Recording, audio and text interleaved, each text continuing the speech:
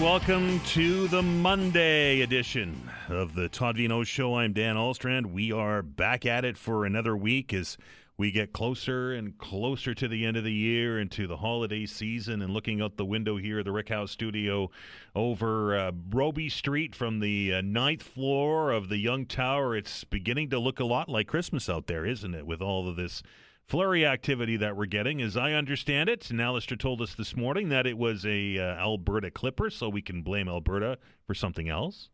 And this is supposed to start to taper off this morning. I say that in jest, by the way. To taper off this morning, and it looks like we're going to see a little bit of precipitation all the way through, but if the forecast holds true, we could see a warm-up midweek, so maybe the Brown Christmas might be on the agenda. Alistair will be here on Friday, and Little Bird tells me that he's got an announcement to make, and it might have something to do with a prediction about a white or a brown Christmas. So you make sure you have that one marked down on your calendars, and join us on the Friday edition of the program for that piece of trivia. Tough weekend for a lot of people in the Waverly Road area, in that neighborhood that was impacted by that large water main break, and 2,000 residents, as I understand it, were placed under a boil water advisory as a result. It took the Halifax water crews the better part of the weekend to get the repairs done. They did get it done, as I understand, and water pressure has returned for most, but because of that break and because of that drop in pressure, Halifax Water and HRM are asking people in that area to continue to boil their water. If you're curious, if you're in it, we have a map on our website at halifax.citynews.ca that you can click on, and you can see if your street is in the affected area. We're going to have Halifax Water join the show after 12 o'clock today to give us an update on the situation there, what happened, and how much longer this boil water advisory will be in effect. That's all coming up in hour number 3 today. It was a snow day for some. Can you believe that? A snow day in the Annapolis Valley and in the Chignecto Central and over up in Strait and in Cape Breton, Victoria, getting much worse weather than we have today. So a couple of snow days back-to-back for kids that are almost back-to-back for kids. Do you remember them? I certainly do. It was one of those. It was different in those days, and I'm sure Councillor Gillis, who's in the studio, is of the same vintage that I am. And it was when you got up in the morning and you listened to the radio to see if the cancellations were on. It's like, oh no, say my school, right? So you go back to bed. Exactly.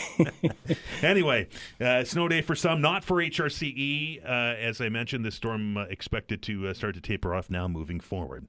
That was Councillor Gillis. That means it is time for, of course, our Monday tradition here on the Todd Veinotte Show, and that is Councillors on the Hot Seat. Joining us in the studio, District 15 Councillor, that's Lower Sackville, Beaver Bank, and that is Billy Gillis. Councillor Gillis, welcome back, sir. Thank you, Dan. Good morning to you, Vanessa, and all the listeners out there. And on the phone with us today from District 10, that's Halifax, Bedford, Basin West, and it's Kathryn Morse. Kathryn, hello.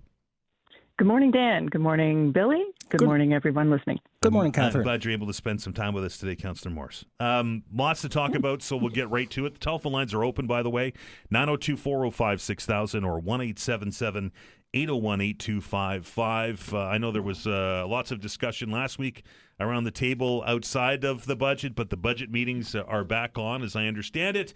They are to resume on Tuesday, which is tomorrow, which is kind of a loaded up day, isn't it, Council? You have a budget meeting and a council meeting. Yeah, it starts off with the budget meeting first thing at 10 a.m., and then once we get through that, we'll switch over to our regional council agenda. So it's going to be a busy couple of days for those folks down at City Hall. Anyway, obviously, we've had a couple of sessions on this on the budget plan, and I'll ask you both your initial thoughts, and I'll begin with you on the phone, Kathryn Morse. Your initial thoughts on the budget documents that you have before you and the debate that's happened thus far. Well, every year we say it's going to be a difficult budget, but this is probably the toughest one I've seen in 5 years. We certainly have a lot of things we have to fund for our growing city.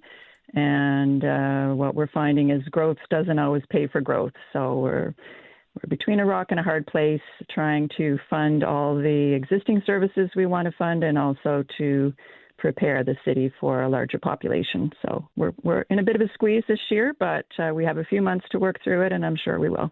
Councillor Gillis. Yeah, same thing. This is budget number 2 for me. So this is challenging than last year for sure. And like Councillor Morse said, we have a lot of capital projects that we have to fund. And it's going to be challenging trying to find the funds because, I mean, as we know, we're staring down a 10.5% increase. And, I mean, residents are like maxed out, right? They're tapped out. So they want us to look at everything we possibly can. But we need to deliver services, too, for a growing population. And, there's still lots of people moving here. And, we need infrastructure, so we have to fund them somehow. So challenging times ahead, for sure. As the budget deliberations continue, and as I mentioned, continue tomorrow, Councillor Morse, I think it was All Nova Scotia reported last week that regional councillors and the mayor are in for a 4% increase in salary. Your thoughts on getting a raise in the tight financial situation that we're in? Well, councillors didn't take a raise during COVID. We've come up with a formula that is based on the average wages across Nova Scotia. We have this formula that we stick to now, and we put a cap on it.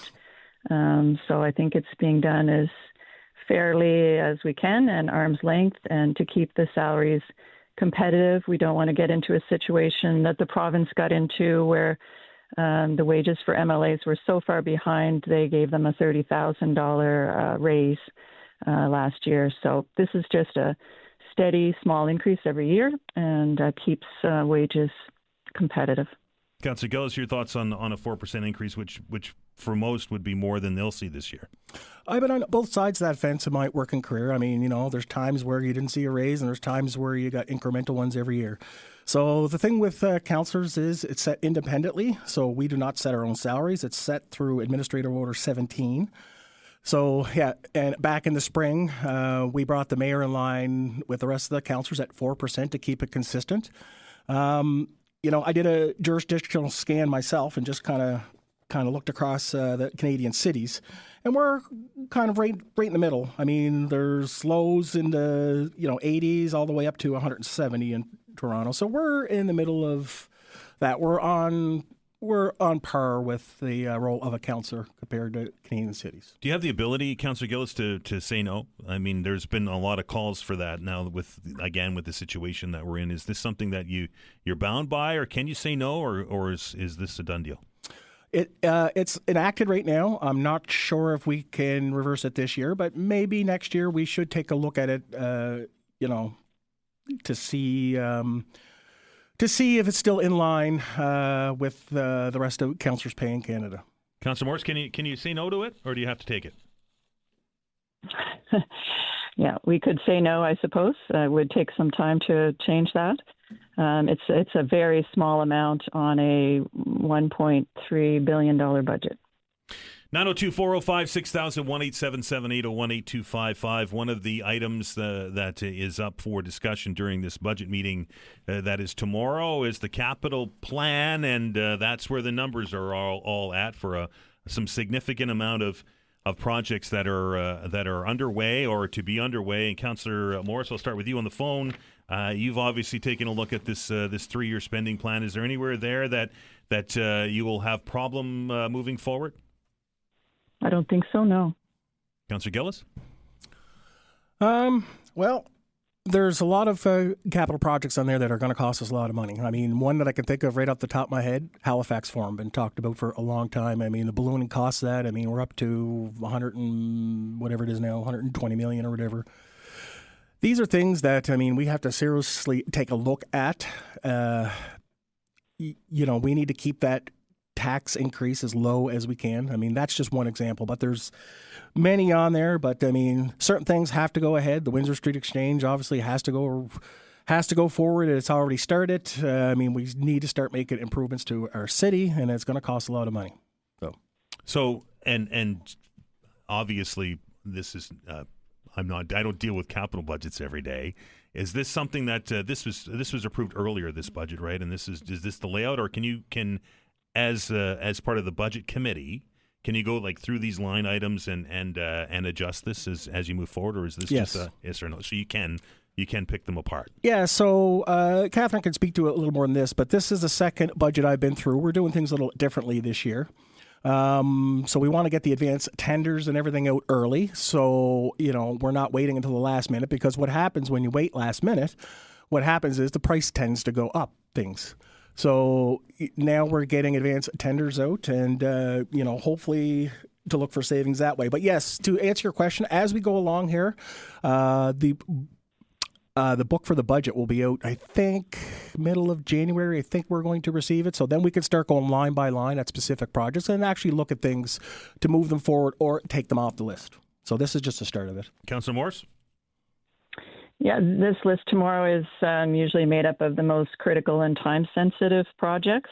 So there's not a lot of wiggle room on these ones, but we will be looking at over very closely and talking to staff and questioning them about why certain projects are there and why others may not be on the list.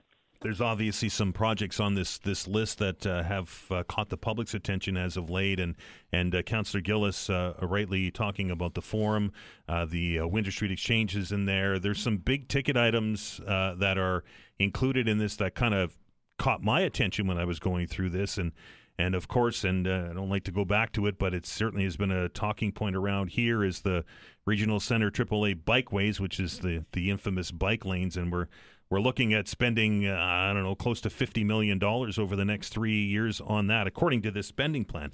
Councillor Gillis, is this one of the items that you'll look at, or is this something that you're just going to pass on and carry on? No, I think we need to look at that for sure. That's one of the things that we can make a big difference. It costs a lot of money.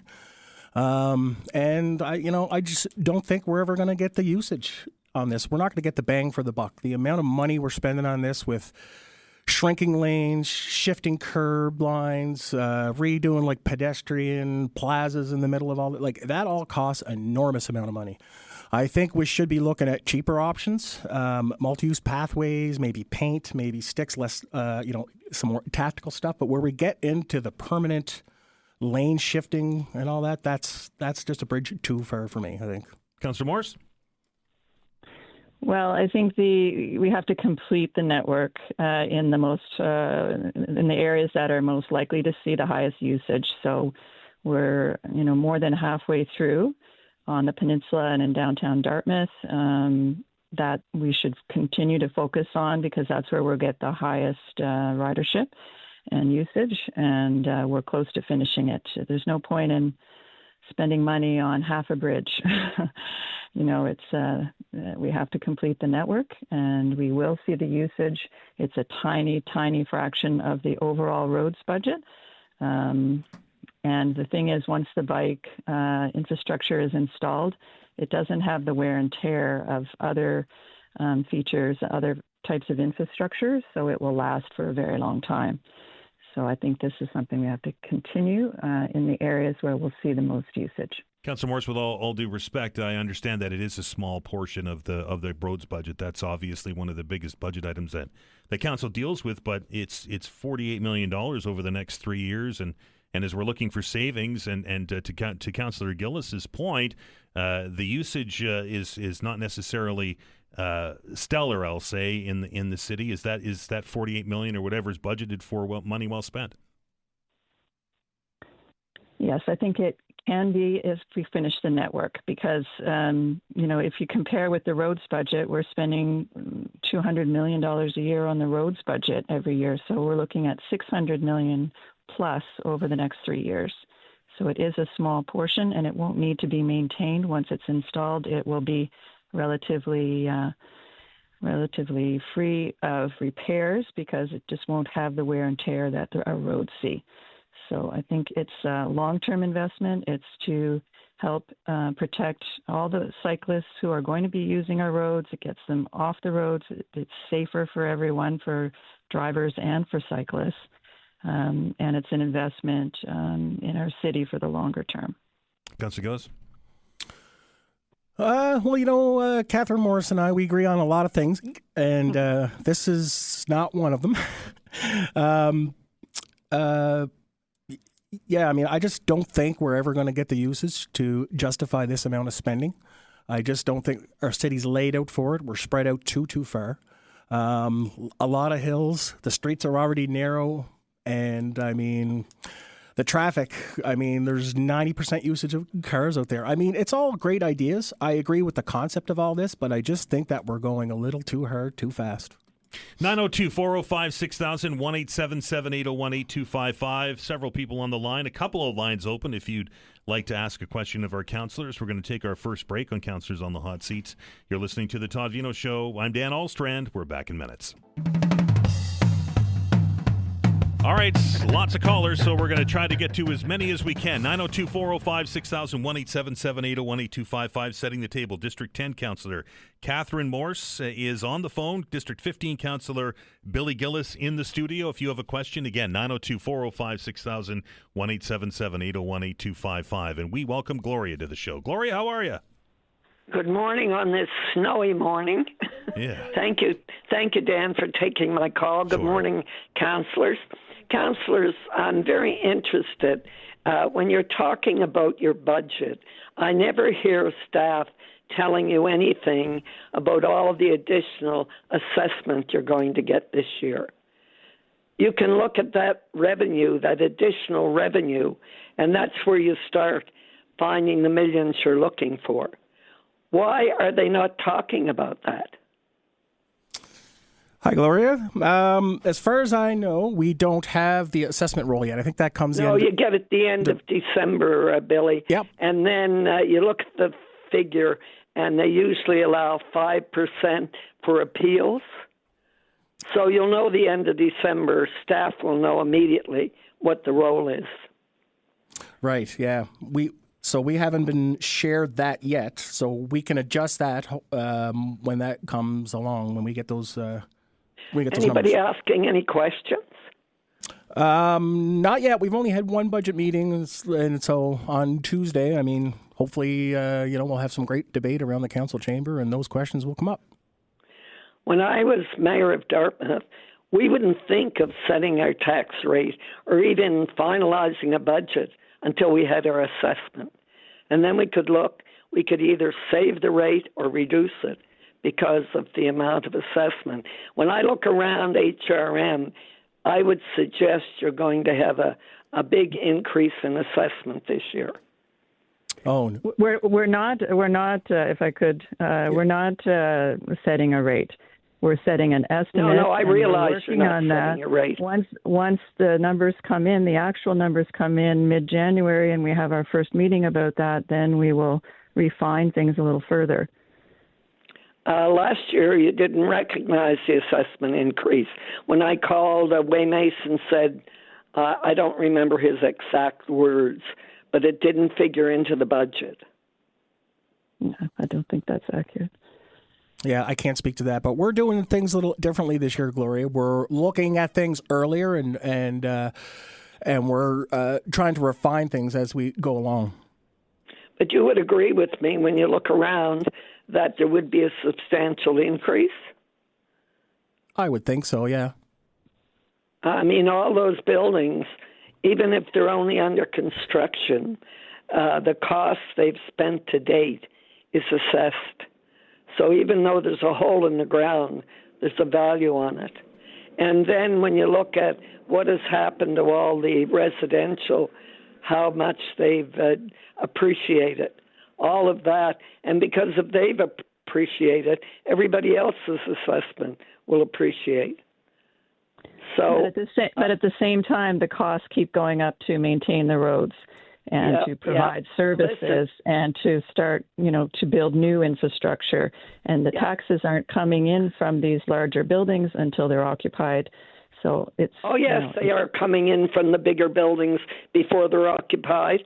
There's an assessment on it the minute they dig the hole in the ground.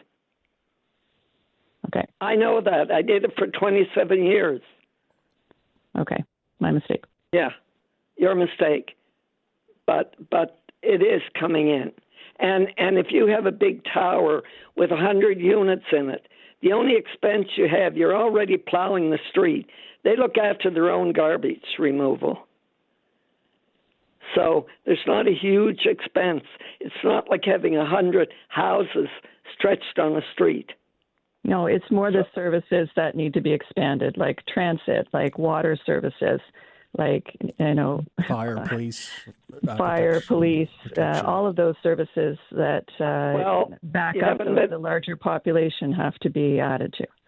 Oh, yeah, but you haven't been adding many police. You haven't been adding many firemen. And over the years, we've had a lot of high-rises. You don't even have a piece of equipment to service these high-rises. When we were Dartmouth, we had the only big basket thing, and they took it to Halifax. I think that's the one you're still using. So you haven't been spending the money on it. Well, we have been adding... We're building a new fire station in Bedford, for example. It's, I think, $40 million fire station. Yeah. Yeah, we added 20 new firefighters last year to support that. And that's because of all the buildings in Bedford. It's because of the growth in the population. I see. All right, Gloria, going to move on. Got lots of calls. No, I just have one more Sure, very comment. quickly. Yep. As far as the salaries go, you can certainly stop that tomorrow. You can say we're not taking that salary. And as far as looking across the country, there's a lot more to look at than the salary they're getting. There's the number of residents they look after. So thank you very much. Have a great day. Thank you, Gloria. 902-405-6000, 1-877-801-8255. Let's welcome Gary to the show. Gary, how are you? Yeah, hi. We pay more taxes, and we're getting less service. I live right across from a fire station, 13th station. Over 3.5 years, they never did nothing to that station down King Street. It's falling apart, and you guys don't put no money in that station. Why? I'll start with you, Councillor Gillis. Thank you, Gary. I can't speak to the specifics of the King Street Fire Station. Obviously all this stuff costs a lot of money. It's very expensive to maintain, fire stations, the trucks, the personnel, the overtime, everything else. We have been adding as we need, but I can't speak to specifics about that King Street Fire Station. Councillor Morse? What? Hang on, Gary. Are there any specifics about what's falling apart? We can take it up with the councillor for the area. It's the place is getting like an eyesore. I had a place like that. The bylaw be at my place, give me a ticket. The firemen, I talk to a lot of firemen in there. I like that station. I like to see it stay there.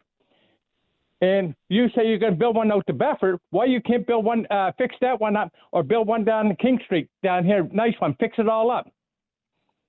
We have to have them with a certain proximity to the population of Bedford and Larry Utek, where a lot of people new housing has gone in. We have to have them distributed all across the city. We can't have them all in a central area because they have to have a certain response time. It has to be a certain number of minutes. So we can't have them downtown going out to respond to fires in Bedford and Larry Utek. Gary, we're up against the break. I appreciate your call. 902-405-6000, 1-877-801-8255. Councillors on the Hot Seat continues after the news. All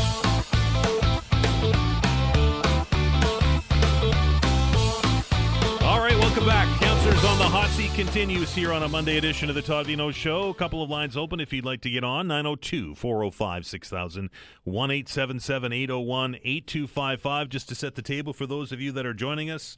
In the studio today, District 15 Councillor that's Lower Sackville, Beaver Bank, that's Billy Gillis. And on the phone from District 10, Halifax, Bedford, Basin West, that is Kathryn Morse. Again, the numbers, 902-405-6000, 1-877-801-8255. To the phones, and we welcome Chris to the show. Chris, how are you? I'm good. How are you guys? I'm well. What's on your mind? Good. Well, I wasn't going to call in today. But when the first few comments the councillors were making about their pay raise, I felt incumbent upon me as a concerned taxpayer to call in. Firstly, Gloria is absolutely correct. You guys could stop this pay raise in its tracks today, tomorrow, whenever you want. Your justification for taking it is ridiculous. It disgusts me. Comparing you guys to Toronto, We don't care what goes on in Toronto. We care what goes on in Halifax. That's what you have to address, is what goes on in Halifax and what the majority of your constituents want and need. And the majority of your constituents do not want bike lanes and all these other wasted expenditures. You call them investments. They're not investments. Great political way of saying an expenditure is an investment. It's an expenditure. And Kathryn, your justification for bike lanes, that they have less wear and tear, and you're comparing them to the budget on streets. There's over 6,500 streets in HRM, thousands of kilometers. There's no kind of a comparison to make between bike lanes and the streets. Every little bit that you can cut from the budget, whether it's your 4% pay increase, you say it's only a little bit. The average person in HRM is not getting 4%. The average senior will be lucky to get 0.01% this year. We're not getting the kind of stuff you're getting, and we're not getting delivery of services and product that we need. Is not good delivery in this city. When you have to raise property taxes every year, and you say about you're not setting the rate, well, no, you're not setting the rate. You're forecasting a 10.5% tax increase. I mean, that is outrageous. You should get rid of these unnecessary expenditures. Let's talk about the forum for a second. I got a question for you. You mentioned the forum, $80 to $100 million, and the cost keeps going up. Answer me this. How come a developer can build a 30-story apartment building from a vacant lot for $75 to $100 million, but you guys are bantering around the same amount of money just to renovate the existing forum? Does that really make sense economically to you? We'll start with Councillor Morse. Thanks, Chris. I'm not sure your number is correct there, Chris. For a large apartment, it's each apartment, each door, each unit costs about $300,000 to $400,000 to build.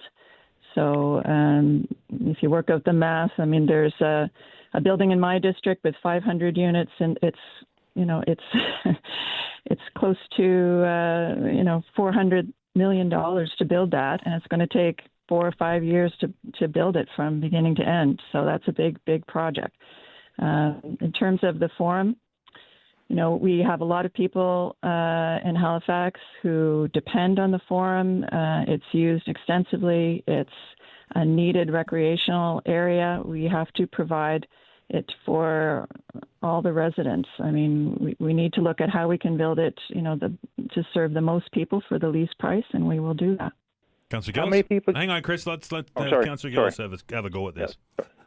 Hi, Chris. Yeah, thank you. I'll start with the forum. I agree. 110 million's a little too much to be paying for a hockey rink. I mean, what I would like to see done here in this entire block that we're sitting on that contains the Halifax Forum, Canada Post, and the big vacant lot over here is that maybe we should look at putting maybe the Wanderers grounds in here and maybe a rink instead of, investing to try to save the outside of the Halifax Forum. Maybe we let a developer, develop a rink or develop Wanderers grounds, and maybe we give them like a little tax break or something like that. But at least that way we wouldn't have to put enormous amounts of money into this capital project.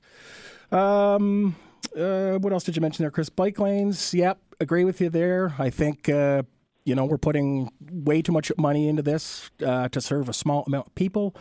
Shrinking the lanes, I agree. We shouldn't be going so fast with that. I'm in favor of multi-use pathways, which are cheaper and, up off the roadway. Like Bears Road would be a good example of that. How the bike lane there is up off the road and it's not affecting traffic. It's safer for everyone. And I'm not sure the total price tag of that, but it seems to be cheaper to me. Yeah. Well, how about the 4% pay increase? Why don't you, Billy, do the right thing and make a motion tomorrow that council give up this 4% for at least this year? We're in a tough financial position, and you've got a lot of people that aren't getting anywhere near 4%, but yet they're looking at a 10.5% increase in their taxes, as well as the inflation on everything else. You know what it's like. You go out and shop as well, so you know what the prices are like. Why don't you propose something like that tomorrow, Billy? I will definitely inquire. I'll speak with staff to see how we can go about that. I mean, I'd be willing to take a look at it this year. And, to your comments earlier, I wasn't comparing us to Toronto. I was just giving you an example of a councillor salary coast to coast, and I think we land right in the middle, and I think that's comparable. Councillor Morse? I hear the frustration. Thanks, Chris. I appreciate it, sir. We're going to move on. 902-405-6000, 1-877-801-8255. We welcome Jim to the show. Jim, how are you? Good morning. How's everybody this morning? And whatever your take on it is, Merry Christmas or Happy Holiday, whatever. Thank you. What's on your mind, Jim? Merry Christmas, Jim. Okay, thanks. First of all, I'm going to throw a problem-solving note to the two councillors. I'll say that I would like to see the councillors and mayor, as a former member of the city workforce, I went through wage freezes for a couple times. Anyway, everybody stand up and say they're not taking any pay increase for this particular budget. Everybody stand up in council. Would be very good for the optics and show that you're committed to the people out there that are really hurting. And the other thing is bike lanes, you should, if you want to stand up, fine, but you should put a prohibition on bike lanes for sure. And I can tell you, born and raised and police in this city, whoever votes for bike lanes to continue to be built here are doing nothing but putting the safety of me and your families at risk. This city, Halifax in particular, in my opinion, I would argue, is not built for bike lanes on the street, period. It just doesn't work. So having said that, the next thing would be try to get a wage freeze for this budget for any directors that you have or any other employee of HRM that you can do to freeze their wages. It won't hurt them for a while. Councillors have only been there for a year. That's not going to hurt your budget much. So take that avenue as well. In other words, look at the problem and say, projects for each constituency in your own constituencies you could drop right away and just say, we're not doing it. We're not going to do it in this budget. We're going to do as much as we can to whittle that budget down so there's no tax increase, period. That's all I have to say today. Thanks, Jim. We'll start with you, Councillor Morse. I'm sorry, we just can't get it down to no tax increase. It would be impossible. We'd have to cut services drastically. It's impossible. Yeah, I don't know. It sounds simple, what you're suggesting, and certainly sounds popular, but we can't put a wage freeze on staff. We have contractual obligations, legal obligations to staff, and we also have a very competitive work environment at HRM. We're competing with other cities and with the province for certain specialties. They're in high demand. And if we put a wage freeze on, we'll have an even harder time filling certain positions. So that's really not, I'm sorry, that's just not a viable suggestion right now. Councillor Gillis. Yeah, I don't think we're ever going to get down to zero. I mean, this is already bare bones as it is, and I mean bare bones. There's not a lot of spending outside of collective bargaining, inflation, and wage increases and stuff like that. But yeah, to Jim's point, I mean, we can't do a blanket wage freeze, just like Councillor Morse said there. We got collective bargaining and stuff. And also remember that, I'm not sure of the year, but we agreed to pay people a living wage. And I think the living wage in HRM is $29. I think it was $29.40. I think that was the number. Yeah, $29 an hour. So, I mean, we do our best to try to pay people a living wage. So, it's... this is tough, and it's not going to be pretty the next couple months. Very quickly before we take our break, Councillor Morse, you said we can't get to zero. That's just not going to happen. What's your gut? Where are we going to get? Are we looking 5, 6, 7? What's your early feeling on it? I really don't know. We might be able to get down to 7. I don't know. Councillor Gillis? I don't even want to take a guess, but I mean, yeah, maybe between 6 and 8 somewhere. Maybe. I mean, we're at a difficult spot, right? We used reserves last year to keep it lower. Like, eventually, it's going to have to go up. 902-405-6000, 1-877-801-8255. Councillors on the Hot Seat continues after the break.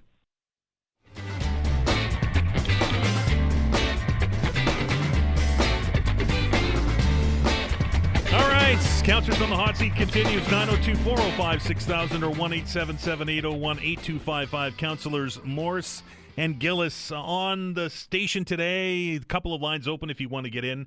902-405-6000 or 1-877-801-8255. Glenn's been on hold for quite some time. Glenn, I appreciate it. What's your question, please? Thank you, Dan. I'd like to give a shout-out to Todd, too. I hope he's doing well. I hear you. I'll pass it along. Thank you.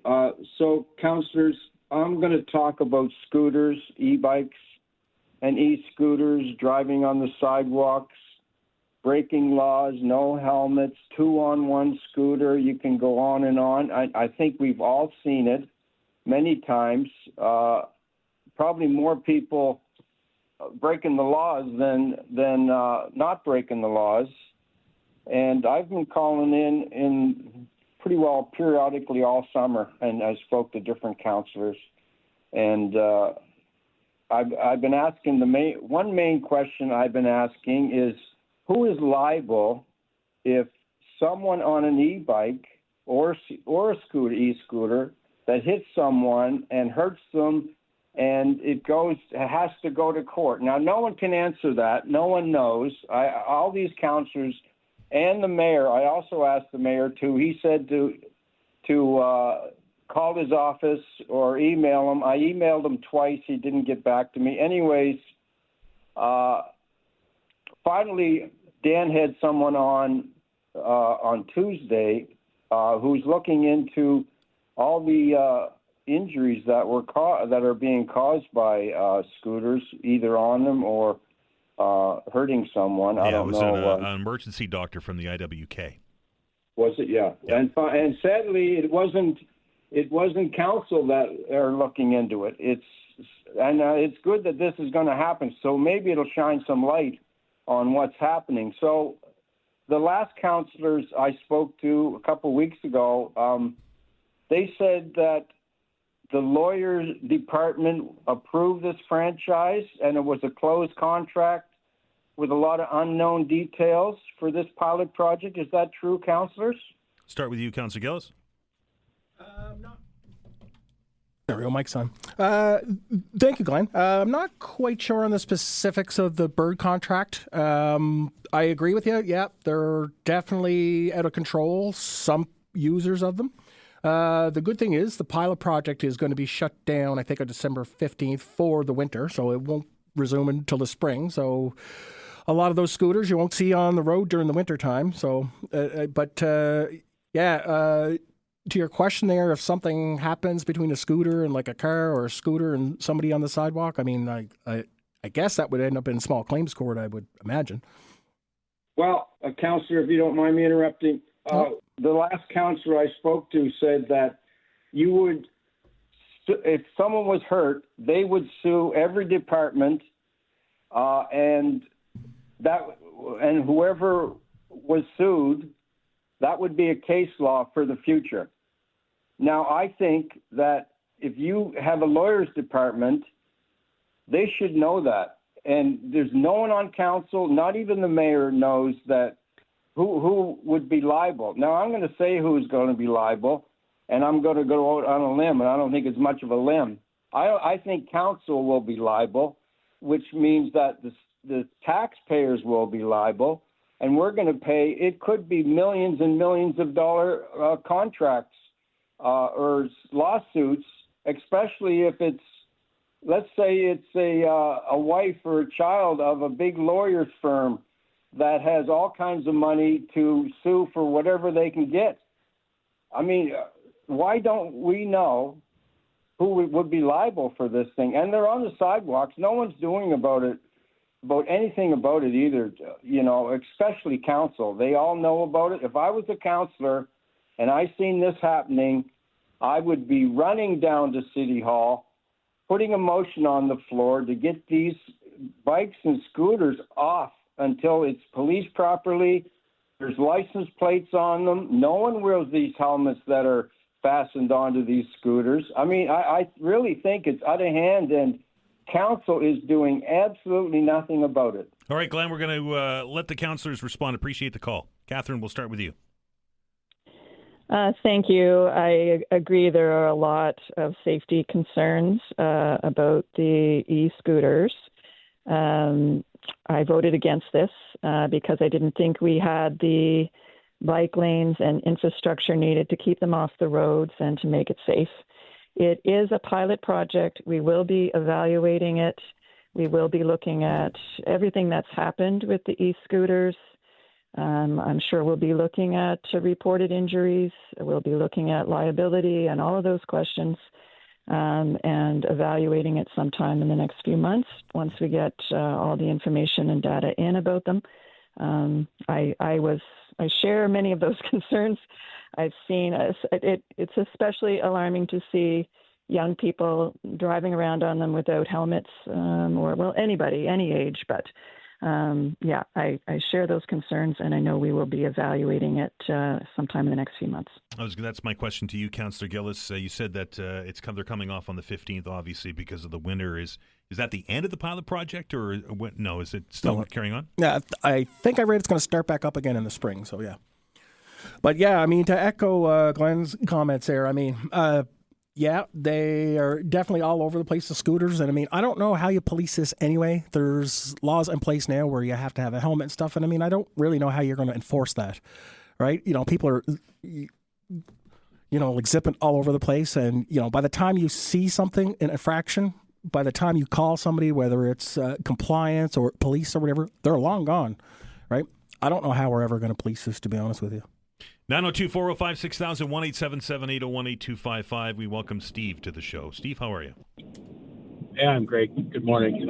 Just for transparency, I live in Mr. Gillis's district, but Hi, Steve. I'm calling today to talk about, hey, how are you?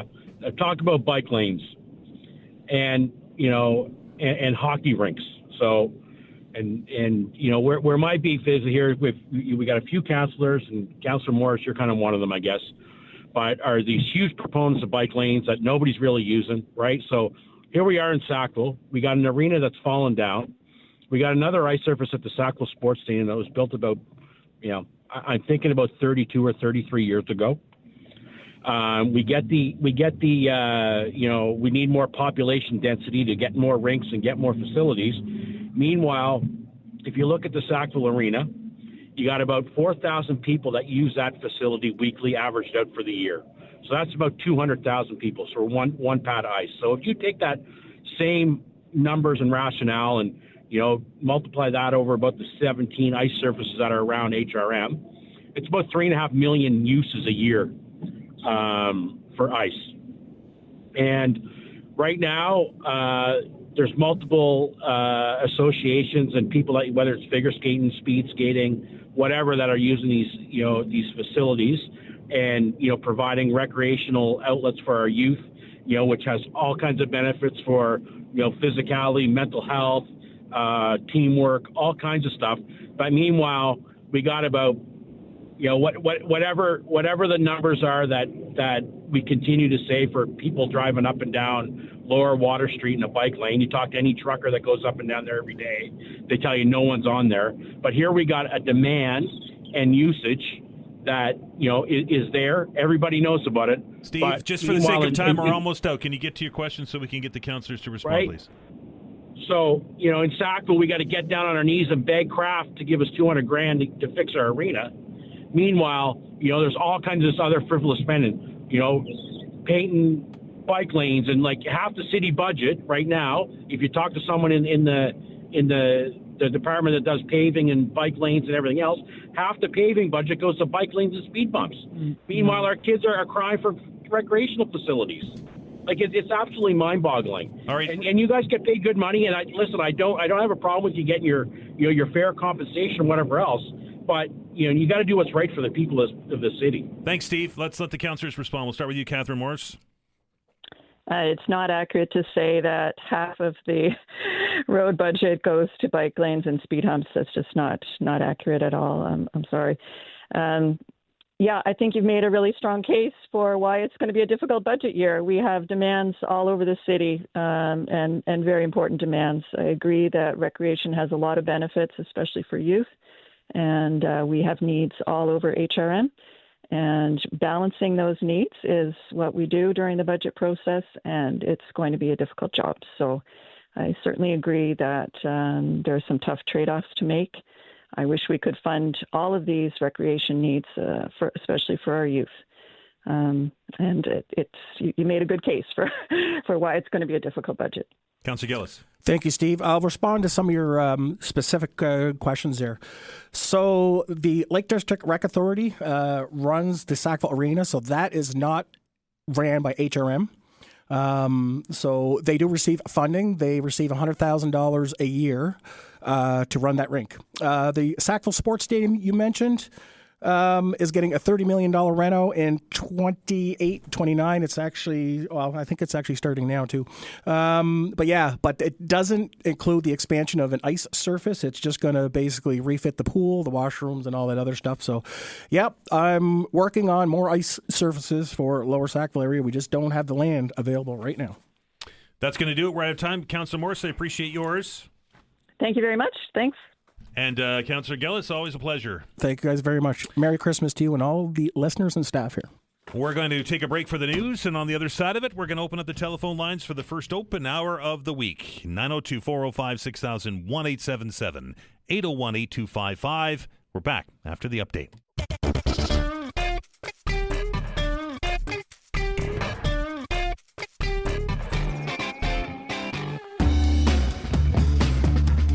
All right, welcome back. The Monday edition continues. I was in a hurry to get into Councillors and forgot to thank Vanessa Vandenez off the top of the program, and we can't have that, can we? Fantastic job that she does each and every day. Lines are open, folks. 902-405-6000 or 1-877-801-8255. The first open hour of the week. Normal rules apply. You can bring whatever it is to the table. We'll have a discussion about it. That's the beauty of open line radio. It might be something that you heard in the last hour. There was a lot of stuff in there and a lot of frustration, if I may be so bold, as council continues to hammer away at a budget that's currently sitting at about 10.5% increase in taxes. The gut feeling, and we, of course, understand guts and understand that things can change between now and when the budget's finally done. And of course, Gloria, rightly so, raising the specter of a change in assessments. As I understand it, I'm learning more about the budget process this year than I have in the past. And there's a consensus, at least as part of the planning process, to set that assessment increase at 4%. Now, will it come in at 4%? We don't know. So very difficult, but both councillors kind of aiming around that 7% mark. That's kind of the consensus I've gotten from people about where they think this is going to land, which is still, don't get me wrong, still a significant increase in your taxes this year around. 902-405-6000 or 1-877-801-8255. Also, councillors in line for a 4% increase in their salaries amid all of this discussion. You heard their responses here on the program. Were you happy with what you heard? 902-405-6000 or 1-877-801-8255. We begin with Helen. Helen, how are you? Hello, Helen, are you there? I'm going to stick you on hold, and when the delay kicks in, you can turn your radio down and listen to us on your phone, and that way you'll be able to understand what I'm saying. We have an 8-second delay on the program, so you have to have that radio turned down. 902-405-6000, 1-877-801-8255. Let's try Peggy. Peggy, are you there? Hi, I'm here. Hi, Dan. Welcome to the show. What's on your mind? Thank you. My name's Peggy Cameron. I'm a co-founder of the group Friends of Halifax Common. I was actually trying to get a couple of questions to the councillor, Sure. but I'm really happy to raise it on your open hour as well. A couple of things that aren't being discussed, and I think it's largely because citizens aren't aware of it. One is the plan, the ongoing plan for the public to fund a stadium on the Wanderers grounds. And I don't want to get into that topic, but I do want people to be aware that the city is moving forward on looking at how they can fund $116 to $120 million stadium on the Wanderers ground. And to date, that was supposed to be a 3-year temporary project, which, if successful, would go elsewhere. And the staff and the council committed to not losing public, what they call park space. It's actually public common space. The field was 100% used by amateur players, 7 different categories of sports. And since it's been taken over by Derek Martin Sports Atlantic, there has been 0 amateur players. So that's a big loss for the peninsula, but for the whole city. And we've provided lots of information to all city councillors and the mayor. There's studies, many studies, and there's a summary of many studies. One of them is of 130 studies, and it shows that there is absolutely zero economic benefit from public money going into sports stadiums. So I just would put that out there to the public who are looking for recreational spaces in their neighborhoods and thinking about why is the government still focused on something that's going to cost us money for a private profit proponent. But the real issue I wanted to talk about was the city has got a budget of about $200 million to widen Robie Street for a second bus lane. And I'm a big proponent of buses, but what this is it's just money going to widening Robie between Kennard and Yonge. It's to make it a uniform width.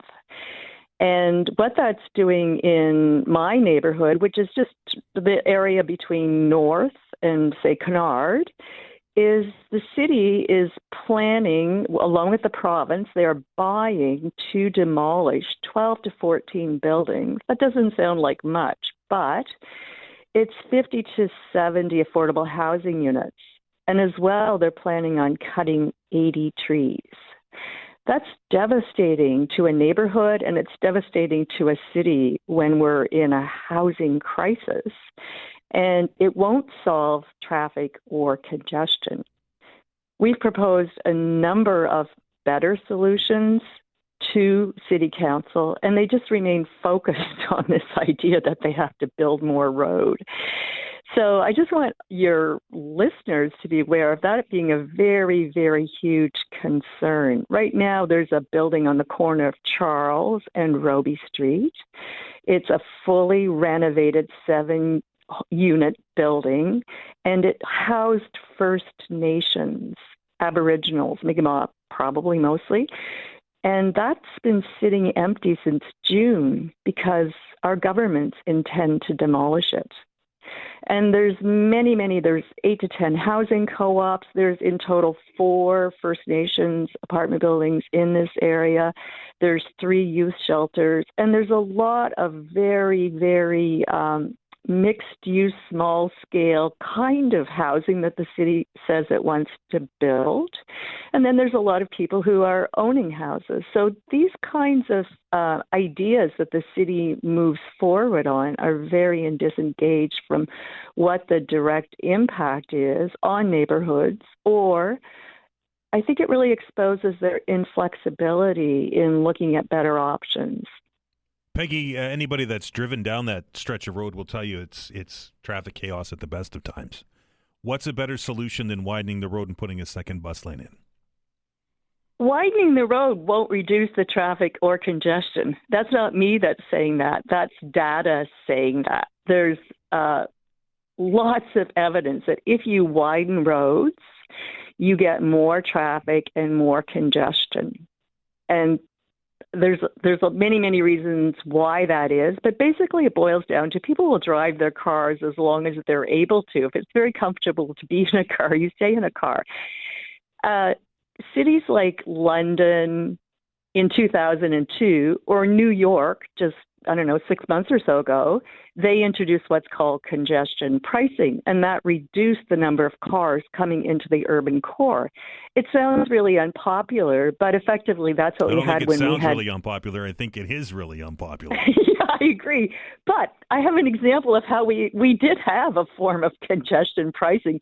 We didn't call it that. It was bridge tolls. Since the Premier took the bridge tolls off the bridges, the peninsula has 10,000 more cars per day coming on to the peninsula. So we didn't call it congestion pricing, but we did have a tiny mechanism at not a great cost that kept people not coming onto the peninsula with cars. Another thing that he did was he made parking free at the hospitals. And yes, it's painful if people have to pay for parking at the hospitals, but Friends of Halifax Common has been offering to work with the city and the hospital since 19 years now. We had a first meeting with the hospital saying, here's what other hospitals are doing in other jurisdictions to reduce reliance on cars and successfully have people be happy using other ways of getting to the downtown. And we've just continued to believe that we can widen the roads, we can flatten the neighborhoods, and we can have more cars driving to the peninsula. So what we're proposing, and I will get to the solutions, is on Robie Street, there is a northbound bus lane. Yes. It's dedicated in one direction all day long. Yep. And just like people complain about bike lanes, they complain about the bus lane because it's empty for about 95% of the time. So we're saying use that space that's already there that's dedicated to buses and have it be like the McDonald Bridge, like Chebucto Road, or like what the city is now planning to do on Herring Cove, and make it time of day bi-directional. So when the tide of traffic comes in the morning, it's a bus lane coming in. And when the tide of traffic is going out in the evening, it's a bus lane going out. And that would be very cost effective because the space is already there. And it would also mean that the city wouldn't have to be demolishing all the buildings, cutting all the trees, or widening the roads, which is only going to give us more traffic and congestion. That's one of several solutions. I'm gonna stop now in case you have a question, and I could give you another example if you're interested. Well, I'd like to get to some more calls. Peggy, I appreciate it. Yeah, and just to let you know, we're not going to let this happen. It's devastating to the peninsula. It's the last historic neighborhood on Robie Street. We can see north of North, there's a complete sea of pavement that's dedicated to car dealerships or all kinds of land speculators that are not giving anything to the city that we really need, like housing, public open space, trees, or really the things that people like to live next to or why they choose to live in Halifax. Last point is, a lot of what the city is saying their redevelopment around is densification. And I'd just like to let the public know that we don't need to demolish anything to densify the peninsula. The center plan area at present has 2,800 vacant lots. That's a lot of area that's sitting empty that ought to be where building is prioritized before we start demolishing more buildings. Thanks, Peggy. Appreciate it. Thank you. Bye. 902-405-6000, 1-877-801-8255. Back after the break.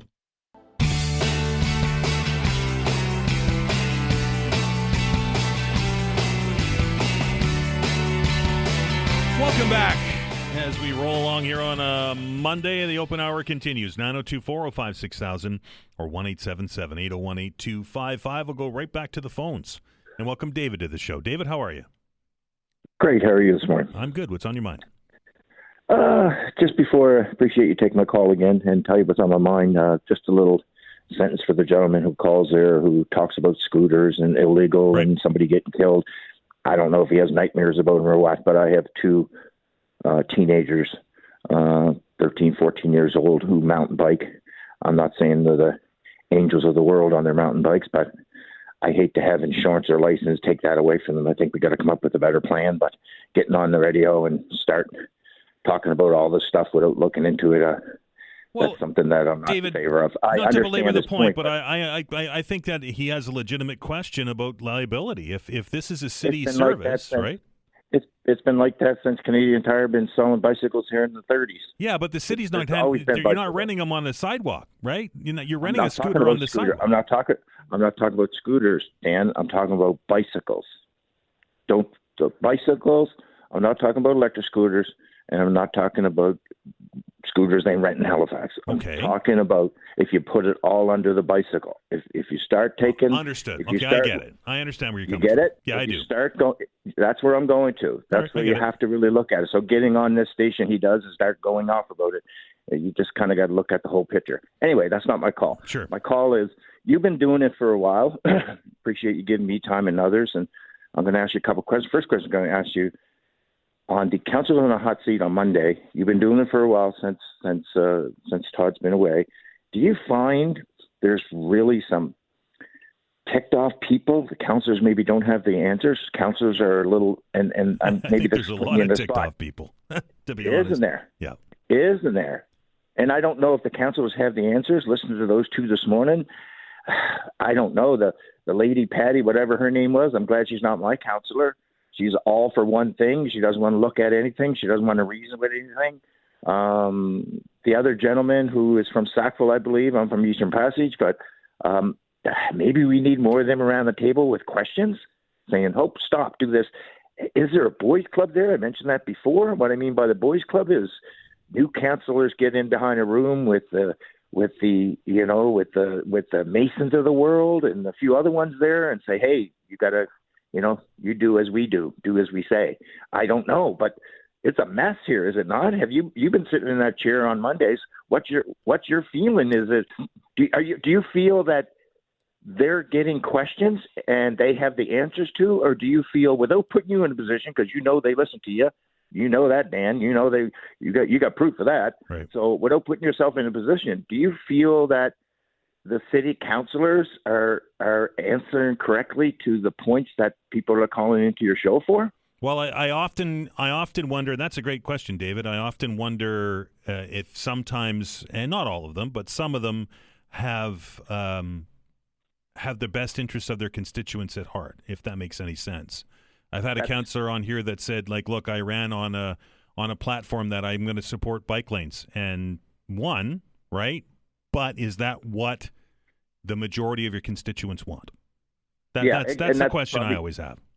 Yeah, and that's probably the best answer, or is it the right answer or correct answer? Yeah, and I just think that the Glory on there, Chris on there, and especially the lady who was just on, sounds very educated. I don't know what group she belongs to, whatever. Peggy Cameron's been with the Friends of the Common for years and years. She used to be on with Rick a lot. And I know you've had her on the show, but I think that made people open their eyes this morning listening to her, like especially the stadium and the thoughts about the widening of the road. And in closing here, Dan, think about this. You guys are on, I'll call you guys because we're across the harbor. You're on a peninsula. You're surrounded by water, almost an island. You have the Northwest Arm, you have out to Point Pleasant Park, and you have the harbor. Yep. There's only so many arteries getting into that city. You can't make any more arteries unless you build another bridge or a tunnel. And now she made a great point about the tolls, more cars, and now you're putting buildings in there. And I said this before, Dan, if I'm paying $4,000 for a condo and I have a car and my office is 5 miles away, I don't care how many bus lanes you're doing, I'm taking my car. And that's what's going to happen in that city when those buildings are done. I said it before. It is just a cluster mess. It is a mess. Listen to your radio station, which gives really good details on traffic in the morning. And I've said this before. It's not getting any better. And before it used to change, Dan, when school was out, our traffic was there. You've seen that. Yep. And because the teachers weren't in, the college students weren't in. But now it's not changing. There's nothing changing about it. It's getting worse. And the councillors are turning a blind eye. Just turning a blind eye and not listening to people, not stopping. They're just plowing ahead with stuff. And when it comes to the next election, I'm not worried about it because my friends are going to vote me in because the blue-collar workers aren't paying attention. Guess what? We're starting to pay attention now. Maybe in the next election, the ones that sit around the table that think they're going to have a job are going to get the boot. Because your city, my city, your city that I see across the harbor is a mess. Unless I take a boat, unless I take a ferry from Woodside, go across the Harbor Dam, get into Halifax to go watch a game or to go watch a concert, I wouldn't even think about taking my car because it would take me 3 hours. And I'm looking across the harbor at you, and it takes me 3 hours to get to you in a car, which never did before. Because we can't build out, Dan, anymore. We haven't got the room. We're building up. So when you build out, you can't go far, so you limit. When you build up, sky's the limit. So they're putting more people in there than they could if they went sideways. David? And that's the problem. That's the problem with growing a city, is having a council that doesn't know how to grow properly. David, appreciate it, sir. I'm out of time. Thank you. Have a good day. 902-405-6000, 1-877-801-8255. Open hour continues after the news.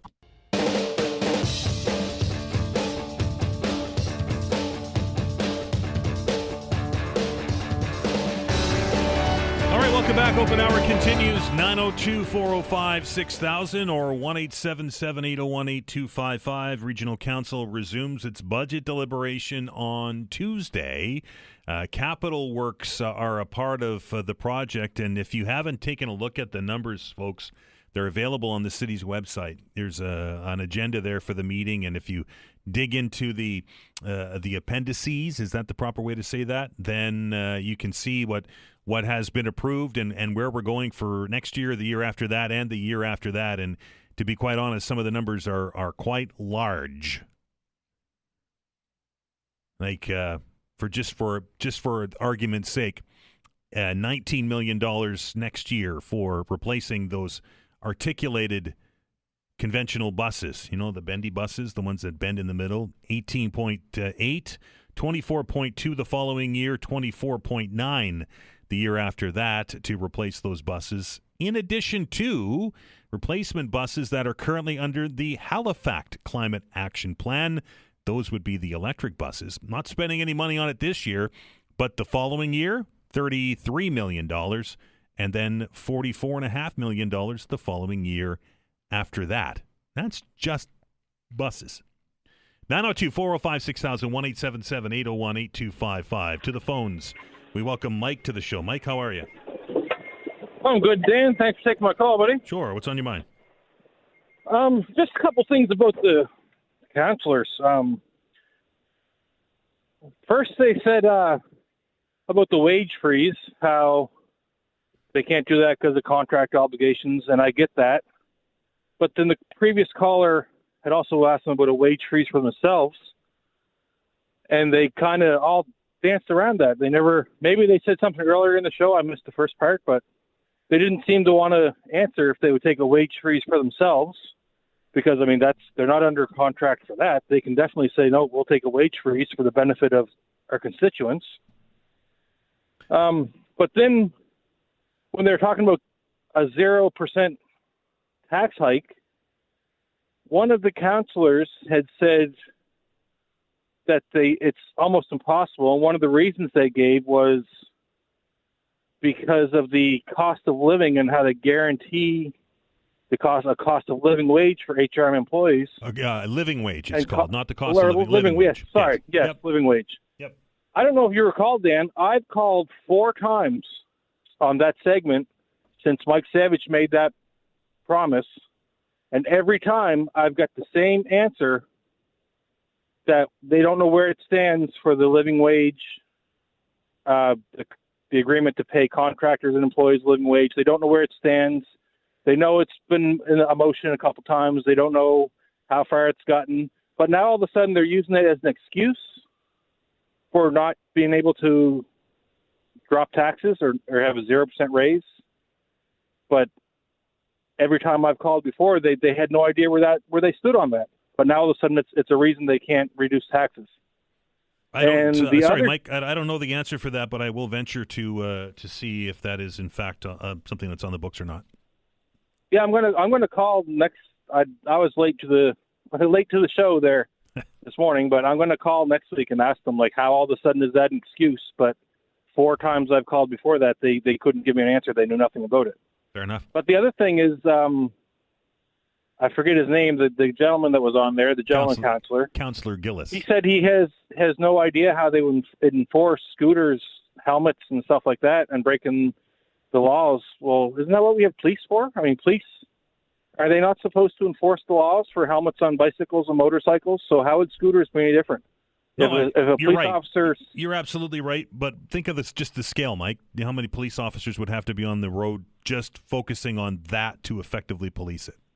Well, they don't have to just focus on that, but if they see that happening, it's the law. They should pull that person over and give them a ticket. Yep, I understand they can't tell 20 police officers this is your job today. That's just not logistically possible. But if they do see it, which I'm sure they do because I see it every day, why can't they enforce that law? Fair point.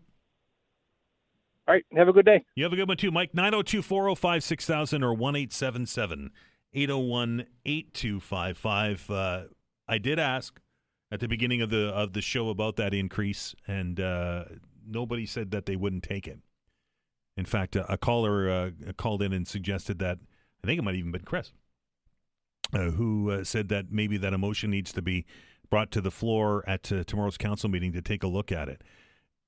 I don't know what the mechanism is, but judging by the calls and emails that I've gone on it, that council can refuse it.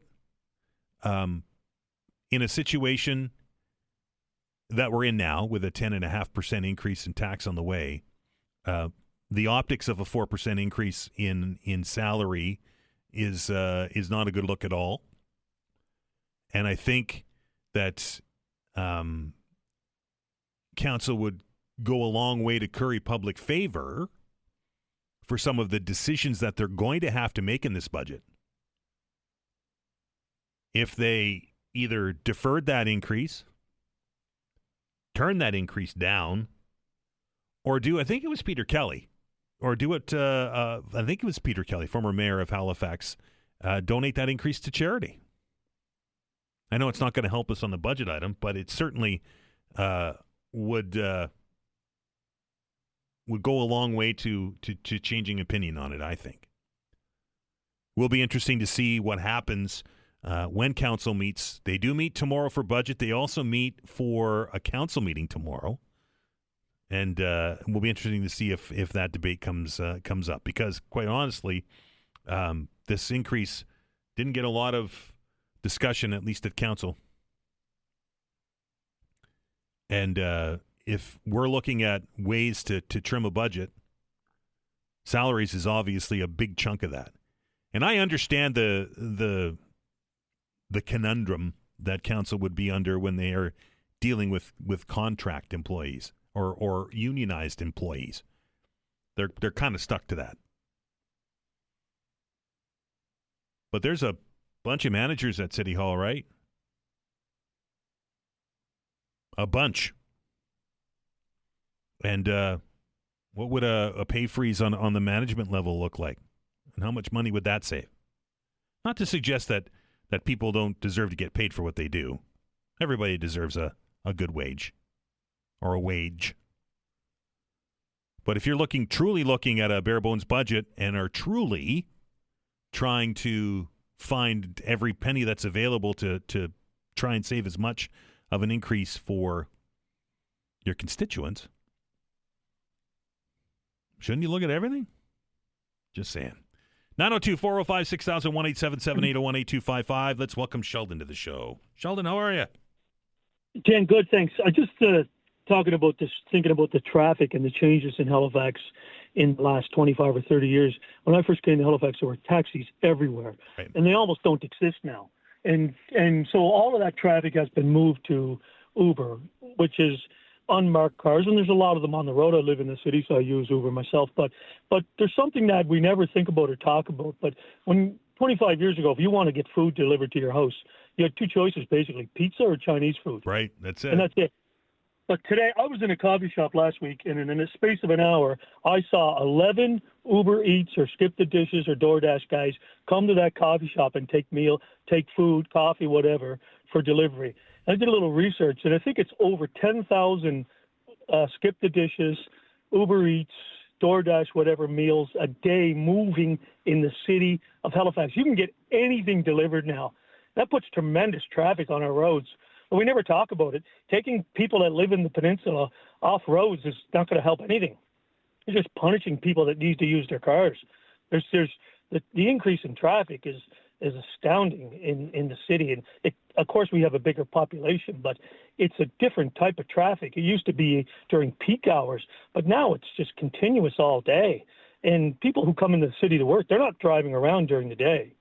It's just and anyway, it's something that we need to think about or talk about and get a fix on those numbers, because it's a tremendous amount of product being delivered in cars now. Never really thought about delivery, Sheldon, but you're right. I've been trying to figure it out. The numbers are baffling. I saw that one restaurant chain delivered 10,000 of one sandwich in a month. Yep. Mary Brown's delivered 10,000 Big Marys in 1 month. That's a lot of That's sandwiches. A lot of, yeah, right, exactly. So anyway, it's something to think about. And, back to the scooter thing, a little bit away and on that. Helmet laws are kind of ridiculous laws. Most places don't have helmet laws. They don't change anything. All it did when we brought the helmet law in was it got kids off of bicycles, and so we succeeded if that was the intent. And don't forget, talking about the police, Halifax, you're not allowed to smoke in public. It's illegal to smoke in public, and you want them to enforce helmet laws? I mean, come on. Sheldon, I appreciate it. 902-405-6000, 1-877-801-8255. Now, that's a stroll back down memory lane. Do you remember that debate when they were going to put the butt stops out and you were only to smoke in designated smoking areas? That was right around the same time that cannabis was legalized. Remember that? They were gray. They were like towers and they had holes in them, and you were supposed to smoke in designated areas only, and that if you didn't, there would be the potential for a fine. Yeah. Enforcement and the scale of enforcement. I don't know if helmets got kids off of bikes. I don't know if I agree with Sheldon on that, but I think that having a law on the books that you don't enforce is no better than not having a law at all. We're back after the break.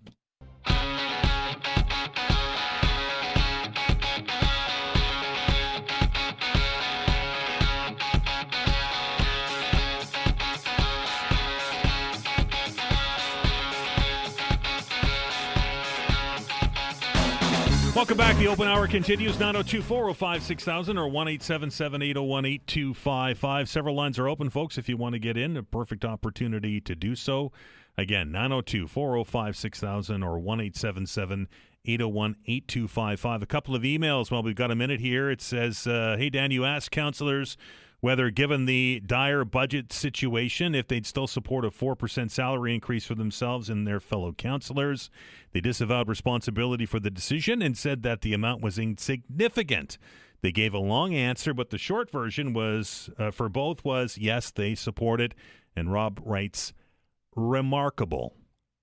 This email from Tom. Tom says, hey, Dan, the councillors say they can't do certain things because of contracts or obligations and that are part of bargaining. So I take it that bargaining never benefits the taxpayer, even when circumstances and common sense would dictate that perhaps enough is enough. And we, and he puts in brackets, taxpayers, just can't take a huge or even small tax increase this year.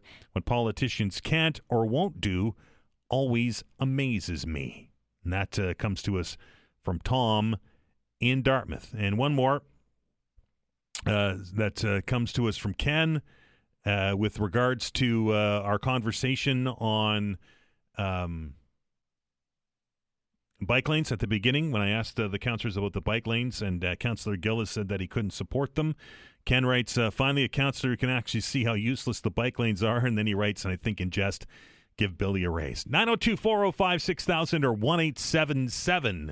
1-877-801-8255. Back to the phones, and we welcome Joe to the show. Joe, how are you? Good morning. Good. Just a quick comment about the spokesperson there that called from, I think it was Friends of the Commons. Yep, Peggy Cameron. you can twist figures around or other. She's absolutely no benefit for anybody for soccer being there. A lot of businesses would disagree with that. I see no reason why we can't put concert sites, amateur sports, and pro soccer in there. And the city, it was just a matter of agenda for the city. And that has been a sports site. I played high school football there 50 years ago, so it's always been what it is, and it could be more of the same. But the reason I called, there is another route into the city, which a lot of people don't know about, or the CN rail cut comes all the way in from the Fairview overpass into the south end. There was talk years ago with CN, and it was actually progressing about putting a parallel in there, and or at least taking the trucks up through there with the containers. And all of a sudden, one of these friends group, Friends of the Atmosphere or something like that, appeared out of nowhere and put the kibosh on it. You might also want to say rich South Enders who didn't want any more noise, even though the railway goes through there and it's down, way down low, didn't want another highway in through there. But that thing still sits there, and CN was amenable to it at the time. Most people don't know about that. The rail cut discussion has kind of disappeared. It was on there for, as you mentioned, for a long time, and then it just kind of went away, right? Yes, it did. Amazing. Thanks, Joe. Thank you. Have a good one. 902-405-6000 or 1-877-801-8255. To Joe's point on the Wanderers grounds, yeah, you might have played football there 50 years ago, and I know a lot of people that may have played football or soccer or cricket or whatever it is that they were playing on there, but my understanding is that a soccer pitch, which is the turf that they play on, or the you know what I'm talking about, soccer players demand a pristine pitch. Don't want to have holes from football player cleats and such inside there. And a concert site, if you can remember back to when we had a concert on the Common and it rained, and how many, I think it might even be millions of dollars it cost to fix that. So I think that the Wanderers Ground Stadium debate is going to rage on for some time. I will almost guarantee you that in this budget cycle, and probably next year's budget cycle from the city, you're not going to get any kind of love with it from HRM anytime soon, being the financial situation that we're in. 902-405-6000, 1-877-801-8255. Let's welcome Brian to the show. Brian, how are you? Good, man. How are you today? Good. What's on your mind? The e-scooters. Hmm? So you can make the company deal with all the infractions of these e-scooters. It's a private company that owns it, correct? As I understand it, yeah, Bird, I think, is the name of it. Yeah, so under the Motor Vehicle Act of Nova Scotia, any offense that is done under the Motor Vehicle Act, yep, the vehicle can be seized for 90 days and impounded in a impound yard. Any offense. Okay. So all you got to do is have one-day enforcement, seize 24, 30 e-scooters. The company will get a letter in the mail from His Majesty, the court, saying that your e-scooter's in the impound. It's $120 for a tow, $30 a day for impound. Do that for 20 scooters. This company will figure out how not to have that happen again. Fair point, Brian. Right? Absolutely fair point. So put it on them, not us. It's super easy. 1 day of enforcement to HRP, seize 24, send a letter to the company. By the time the company gets the e-scooter out, it's going to cost them $1,000. Great point, Brian. Appreciate it. All right, you're welcome. 902-405-6000, 1-877-801-8255. Our caller a few callers ago that was talking about the delivery thing really has my brain spinning on the whole thing. Never even considered it before, and he's right. I was out on Saturday and was at a coffee shop, not even a restaurant, just a coffee shop, and there was a steady stream of delivery drivers from the various companies that he listed that were coming in, and that's just one. And how many of those are on the road? I've been in other jurisdictions around the world that have these things, and let me put this one out to you. And we can chew on it, and we can talk about it when we do the open hour again tomorrow. if it would have a measurable impact on congestion. If we could take enough food delivery vehicles off the road, and I'm not suggesting we shut them down, but if we take the food delivery vehicles off the road, what kind of an impact would that have on traffic? And here's what I want your homework assignment to be. If we shifted food delivery in HRM, particularly on the peninsula, if we shifted food delivery to like other places I've seen where the majority, if not all, of the food delivery drivers are on e-bikes or e-scooters, then it might make the bike lanes make sense. And then you charge them the company a nominal fee to use the bike lanes. Put that one into your noggin and give it a spin and see where that comes out tomorrow when we open up the telephone lines again. And just outside the box thinking, folks. We'll do it again tomorrow starting at 11 o'clock, and I look forward to it each and every day. We're going to stop. We're going to take a break. We're going to get an update on what's going on in the world with the news at noon, and on the other side of it, the big story on the weekend, particularly for those who are living in the Waverley Road area that was impacted by that big water main break. We're going to get the very latest from Halifax Water on the situation there. When's it going to be resolved? When can we stop boiling our water? That's all coming up right after the news. You're listening to the Todd Veinotte Show. I'm Dan Alstrand. We're back in minutes.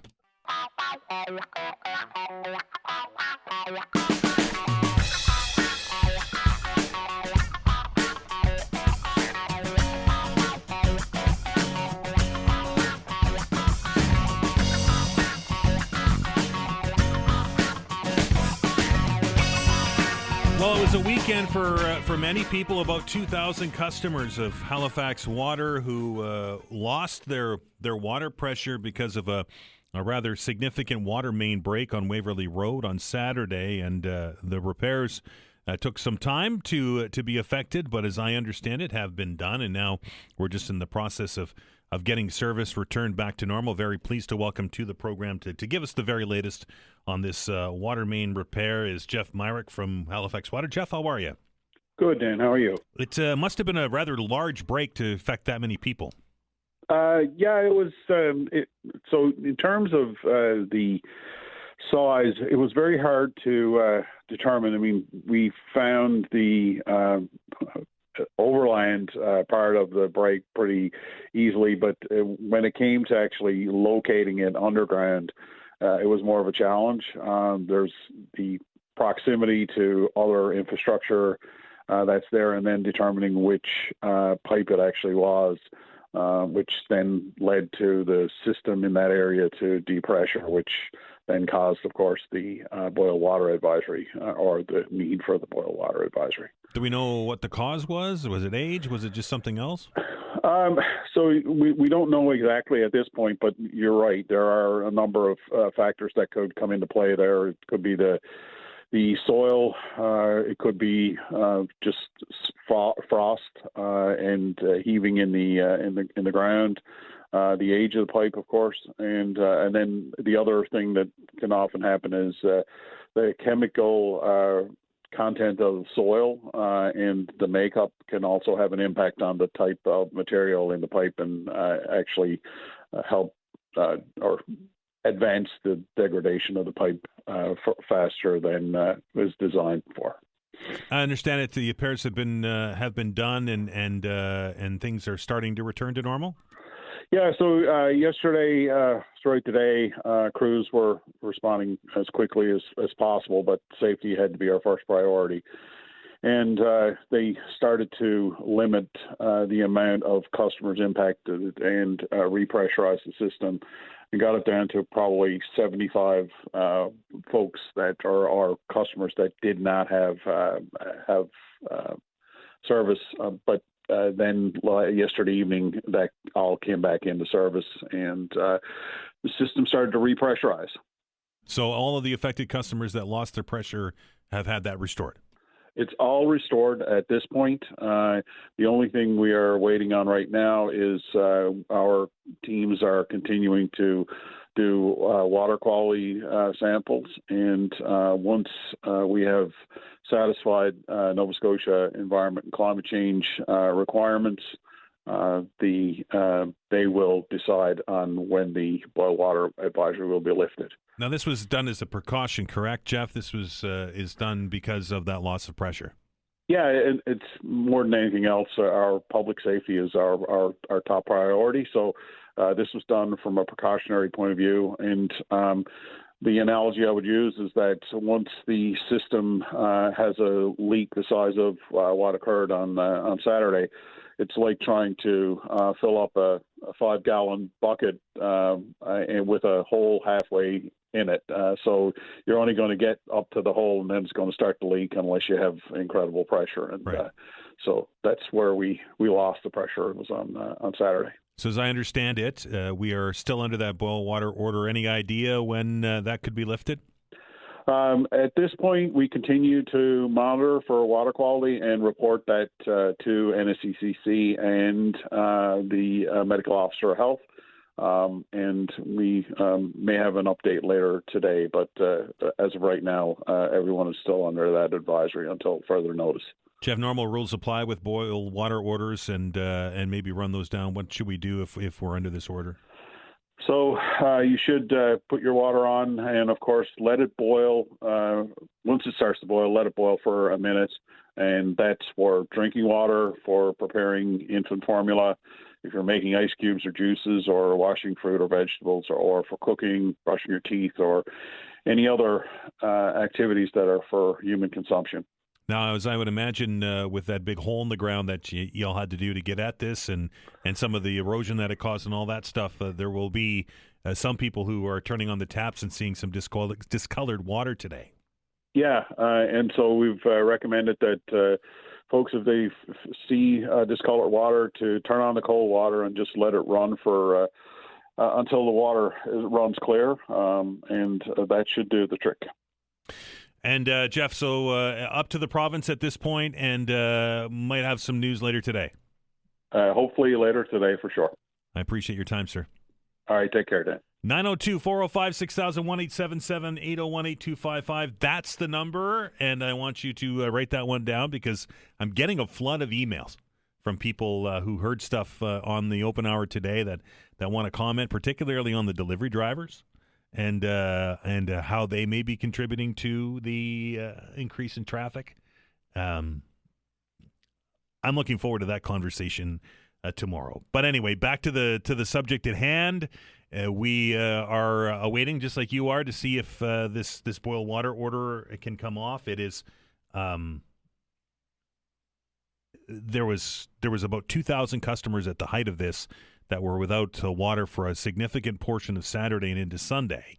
And the city opening up comfort shelters to allow people to get in to get water and to have showers and those things. It's something, if you follow what Halifax Water's been doing, you'll see that water mains are quite frequently being under emergency repair because of all the things that Jeff told us about earlier today. The age of some of the infrastructure in our part of the world is quite astounding if you think about how long some of that stuff has been under the ground. And these kind of things happen a lot. This one, of course, was on the larger scale and impacted a lot of people, and who are now boiling their water and are hopefully running their taps clean so that they have an opportunity to get rid of the brown stuff, because there's nothing worse than turning on a tap and looking at all that brown sludge that's coming out of there. Anyway, reading between the lines, hopefully today will be the end of this for people, and we can move on. But I know traffic was disrupted in that area for a long time. There was a big hole in the road, and I know a lot of you, and particularly on the weekend when it's busy, were significantly hindered in your ability to enjoy your weekend by this water main break. So we'll keep an eye on it. If we see anything before the end of the show, we will certainly pass it on to you as soon as we get it from Halifax Water. we're going to stop here. We're going to take another break on the program. On the other side of it, it is the season, right? It is the giving season. We just got through Giving Tuesday last week, and it's a time of year where we tend to focus a little bit more on those less fortunate than, say, us. But there's a big need out there this year, folks. And Feed Nova Scotia, who does wonderful work in the community, stocking up food banks and helping those that are in a bad way, they're gearing up for the holidays. We're going to have a conversation with the executive director over at Feed Nova Scotia. That's Ash Avery, and Ash will join us when we come back from the break. You're listening to The Todd Veinotte Show. I'm Dan Ostrand. We're back in minutes.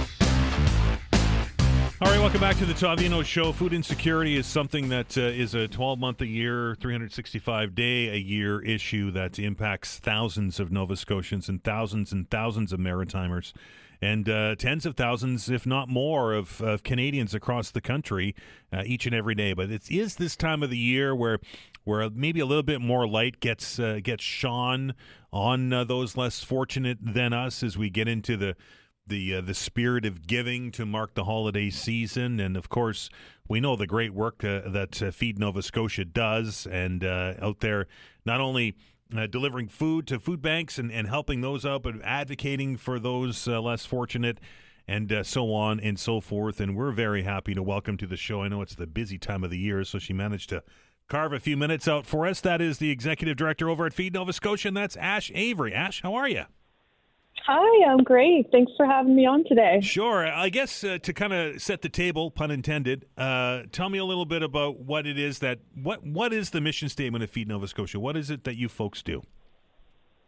Yeah, so at Feed Nova Scotia, what we're doing is responding to the immediate need in community for access to food.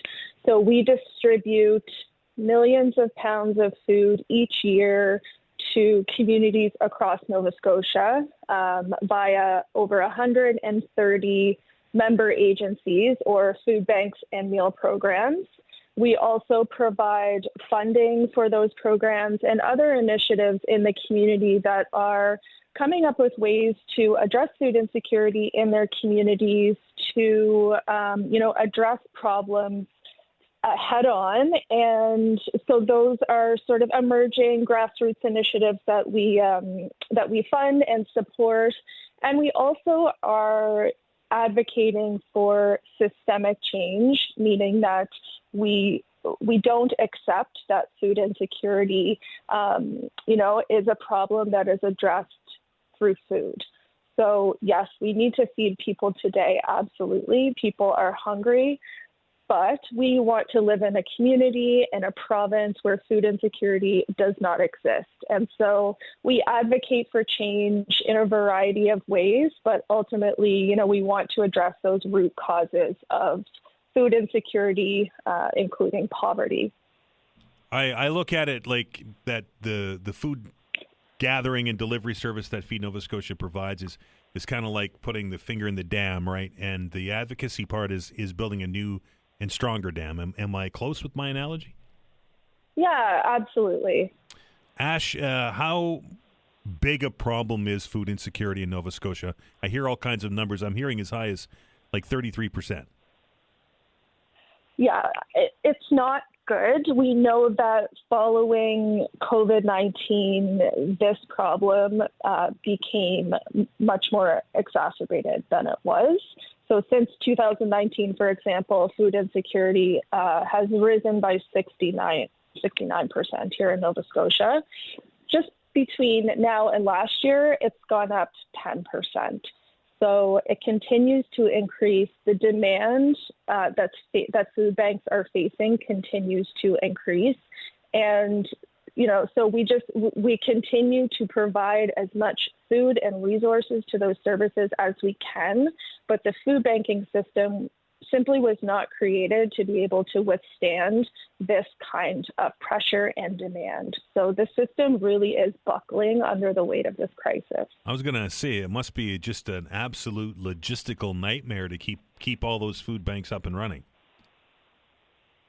Yeah, absolutely. I mean, everyone out there is really doing their very best, but it is, like I said, it's just not possible to have this system be the sole response to food insecurity. Ash, I know there are plenty of people out there that are listening to the show and want to help. What's the best way that they can do that this season? Yeah, there's so many Nova Scotians that step up this time of year, especially for Feed Nova Scotia. It is just extraordinary to witness and to get to be a part of. So, I do just want to thank everyone out there who has already donated, whether it be funds or food or time. And for those who might be interested in getting involved, there's lots of ways to do that. So you can, of course, donate funds by going online to our website or calling our office. You can donate food, so we're always accepting donations of food at our office, or you can host a food drive in your community, whether it's at your workplace or, at an event that you're holding around the holidays, perhaps. We're always looking for volunteers, and we're always looking for folks who are interested in helping us to advocate for systemic change. So lots of ways to get involved. Everything is on our website, but you can, of course, call our office at any time and chat more about what options are available for you. Had the opportunity a couple of seasons ago to spend some time down there at Feed Nova Scotia and watched when you open the new warehouse and see how the whole thing works. And the one thing that kind of stuck with me ever since is just the army of volunteers that it takes to make the place function every day. Isn't it amazing? It's so heartwarming, frankly, to see volunteers come back week after week. It's become a part of their life to, come into Feed Nova Scotia, into the warehouse, to help us sort all of the food that comes in. And it's just a really special part of Feed Nova Scotia. Is it better to donate food? Is it better to donate money? Is it best to donate both? So we'll take either, of course. We're distributing $25 million worth of food across the province each year, and that comes to us, through donations, through food recovery, and also through purchases. So with $1, we are able to purchase more with that than you would be able to, say at a grocery store. So, it is recommended, if you want your dollar to go to stretch as far as it can to donate the funds. But, for folks who would rather donate food, it's also really helpful. And, we get it out into the community where it's needed most. Ash, you mentioned the wonderful charitable spirit that Nova Scotians have at this time of the year, as there is that focus on giving. But I mentioned in the preamble, this is a 12-month-a-year problem that Nova Scotia is facing. And is it more difficult to try and keep things running in January and February once we get past Christmas and everybody's going to put the trees away and we move on to 2026?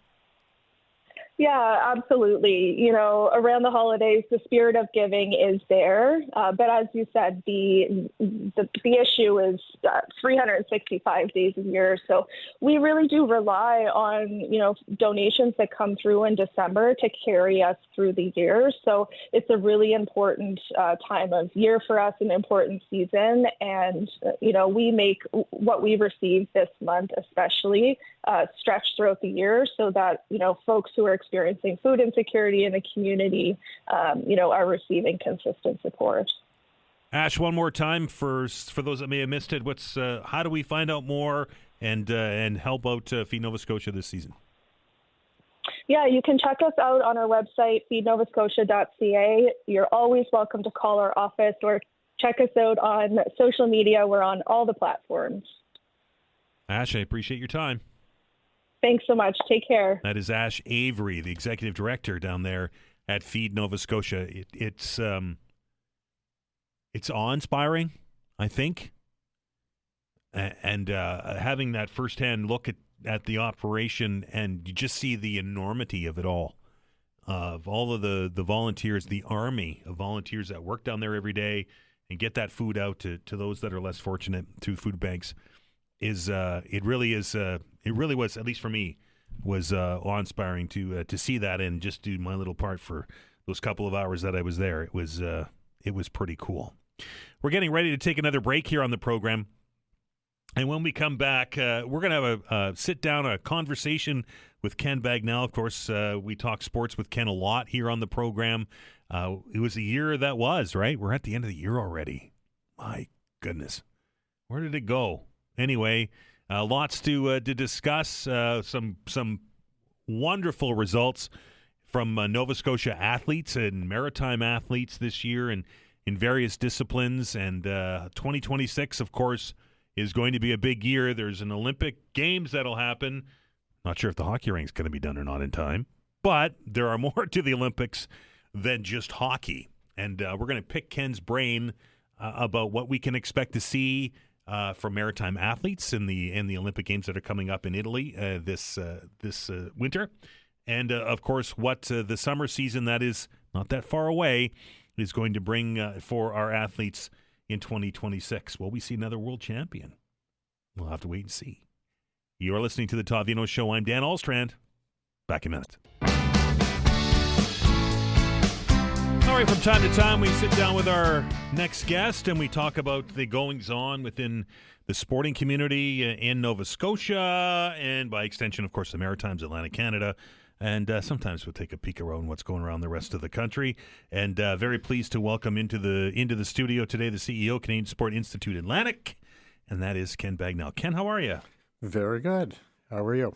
I think we don't think we can start a segment talking about sports in Atlantic Canada without addressing the large hole that's been left in the sporting community in Halifax, in Nova Scotia, and in Canada, and in fact in the curling world altogether, by the loss of Colleen Jone.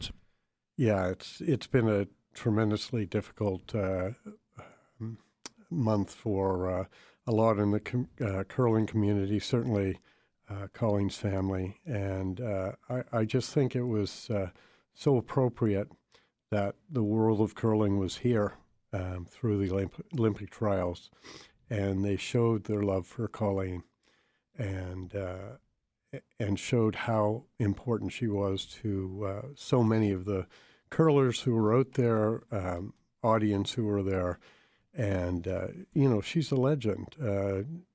4 Scotty championships in a row, 2 world championships, and just a spectacular person, a kind person, and we'll all have special memories of her. But she was one of a kind, and she'll be greatly missed. I'm going to miss most, and I had the opportunity to interact with her many times, and have been in a curling rink with her. And one of the things that I think that I'm sure there's plenty of people that are listening out there that experienced the same thing was when Colleen was in a rink, either it be in the warming area or on the actual ice surface itself, you always knew she was there because she had that big laugh that would fill up the entire place.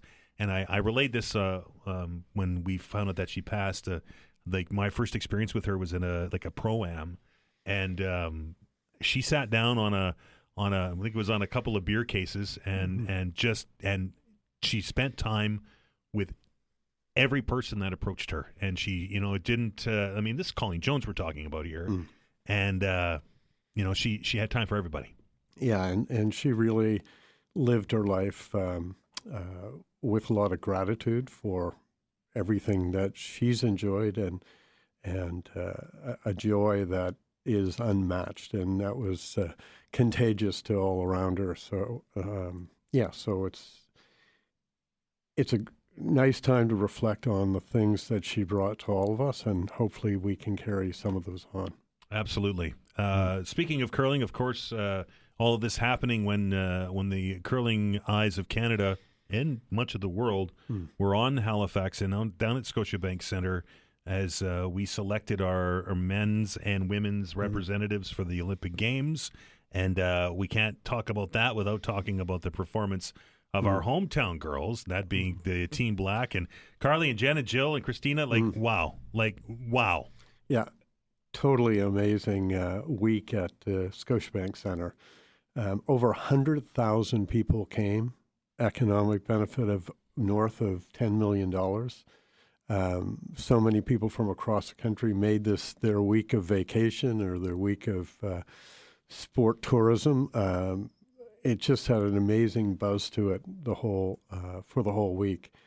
And to add to that, Team Black performing so well, beating Team Einerson in the semifinals, which big accomplishment, leading them into the final, having a shot to win the first of the two final games was amazing.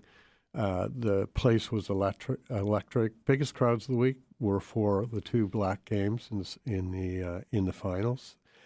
So, they held their own against the best team in the world. Clearly the best team in the world, Holman. By a whole bunch. By a whole bunch. They have nothing to hold their heads about, right. and they aren't. They're very proud of what they've done, and they've taken a step forward.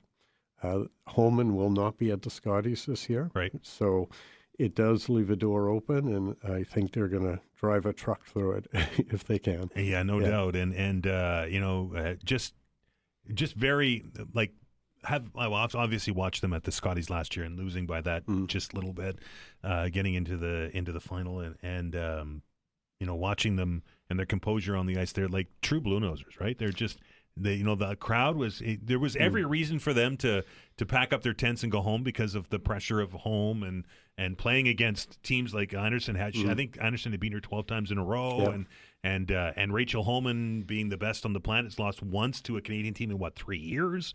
And they didn't. They were in there, and they were that close to making that shot to win the first game. Yeah, they were that close, and they also held themselves with such grace, and you saw their joy of playing. Didn't matter what situation. They respected their opponents. They respected each other. They didn't have this up and down, moods throughout the game. They were just on a mission to enjoy what they were doing and make sure they did it at the best level they could. And again, that showed on the ice. There was lots of great games there, but I mean, just watching them play in the semis and in the finals was certainly a great highlight. You think about it. Are we ever going to have a curling atmosphere like that ever again for a Nova Scotia team to be in a final? It would be a Brier or a World Championship or something like that. That may never happen, right? For an awful long time. So that type of environment was extra special, and I really salute the team for hanging in there. They themselves said that Holman's the one who can go back and win a gold medal for Canada at the Winter Olympics, and so they're right behind them now, and I think the country has a good representative there as well. Same on the men's side with Jacobs. That's a pretty solid team too. Very solid, very experienced team, and again, they weren't going to fold under any pressure. They just looked like they were ready to take that trophy home at the start of the week. Right. And I just also want to send out a congratulations to all of the people that were behind that tournament. They put Halifax onto a pedestal. That's part of the reason why we do these things, is to showcase the city. And they did a fantastic job at that. And despite what maybe some of the commentators were saying about the ice surface or whatever, it was the same for everybody, and it was consistent, and they did a fantastic job. Yeah, I think when people select places to have events, they select where the atmosphere will be electric. The ice may be very good in Yellowknife, but you may not get the same audience out for that. Yeah. So I'm not that concerned about that type. Rob Bellevaux and his team of volunteers did a fabulous job at the event, and I think it's something that will rank up there with one of the best events that Halifax has ever hosted. Well, and historic too. Like 20 years ago when we had the curling trials here the first time, that was the benchmark, right? When this no-name guy from Newfoundland came up and ended up winning it. And they took that benchmark and they raised it up a level. And I would not be surprised if in the next couple of cycles, if there's more discussion about bringing it back here to Halifax again. Yeah, it's a hard act to follow. We'll see what happens. Probably wouldn't be until 3 more times probably, but it's a viable option. We see the type of crowd support. I was in the patch on Saturday night with Signal Hill and 2,000 of my closest friends, and it seemed like the city really embraced the event. They certainly did, and it's one that we're not going to forget anytime soon. Yeah. Scotiabank, of course, is the center of winter sports for us around here. We've got, of course, the curling event that we just had, and the Halifax Mooseheads. And the Thunderbirds are season started and they're off and running, but there's a couple of big events that are coming to Scotiabank that I think are going to put women's hockey in Canada onto a national platform. Yeah, so we have PWHL takeover games, they're called, when they go to neutral sites to play. On December 17th, we happen to have 2 of the best teams in the league playing Montreal and Toronto. That's with Mary Philippe Poulin, of course, for Montreal, and 2 Nova Scotians on the Toronto team, Blair Turnbull and Ali Monroe from Yarmouth. Both coaches are from Nova Scotia as well, Corey Chevry and Troy Ryan. So a lot of local content in that. I don't think that's by accident. It sold out, I think, in 12 minutes or something really real quick. And having games in neutral sites isn't just an act of charity. No. They're searching. They're searching for sites that can be viable for PWHL franchises. So this year, there's 3 other cities that are having 2 games. They have a game in midweek and they have a game in the weekend just to see what sales are like. Denver, Detroit, and Edmonton are the other 3. Whenever you read anything online for whatever that's valued at, Denver and Detroit are always seen as the lead contenders for a franchise from the U.S. side. From a Canadian side, obviously we're very well looked at because really our facility size is perfect for the league. And we've always, whether it's Women's World, whether it's rivalry games, whether it's Junior World Men, we've supported hockey in this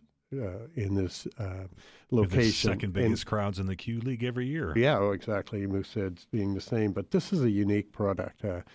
Women's hockey has grown and matured so much. It has a great following now, and it's building and building and building. It has credibility because of the quality of athletes who've been in it, and we've seen at the Olympic Games our top athletes, but now the growth in the number of female players because of the league is just going to exponentially grow. My understanding is after this year, a lot of the European players, after they finish their Olympics, will make their way over as well. So that will be a big influx of new players as well. So, hopefully we have a noisy and excited crowd that will be at both games here in December and in January. And, just keep that buzz up that Halifax is a great place to host events. Does it hurt that we had 100,000 people attending a curling event 2 weeks before? Doesn't hurt at all. Just proves that you've got an audience who's willing to come, spend some money to watch actually the best female hockey players in the world.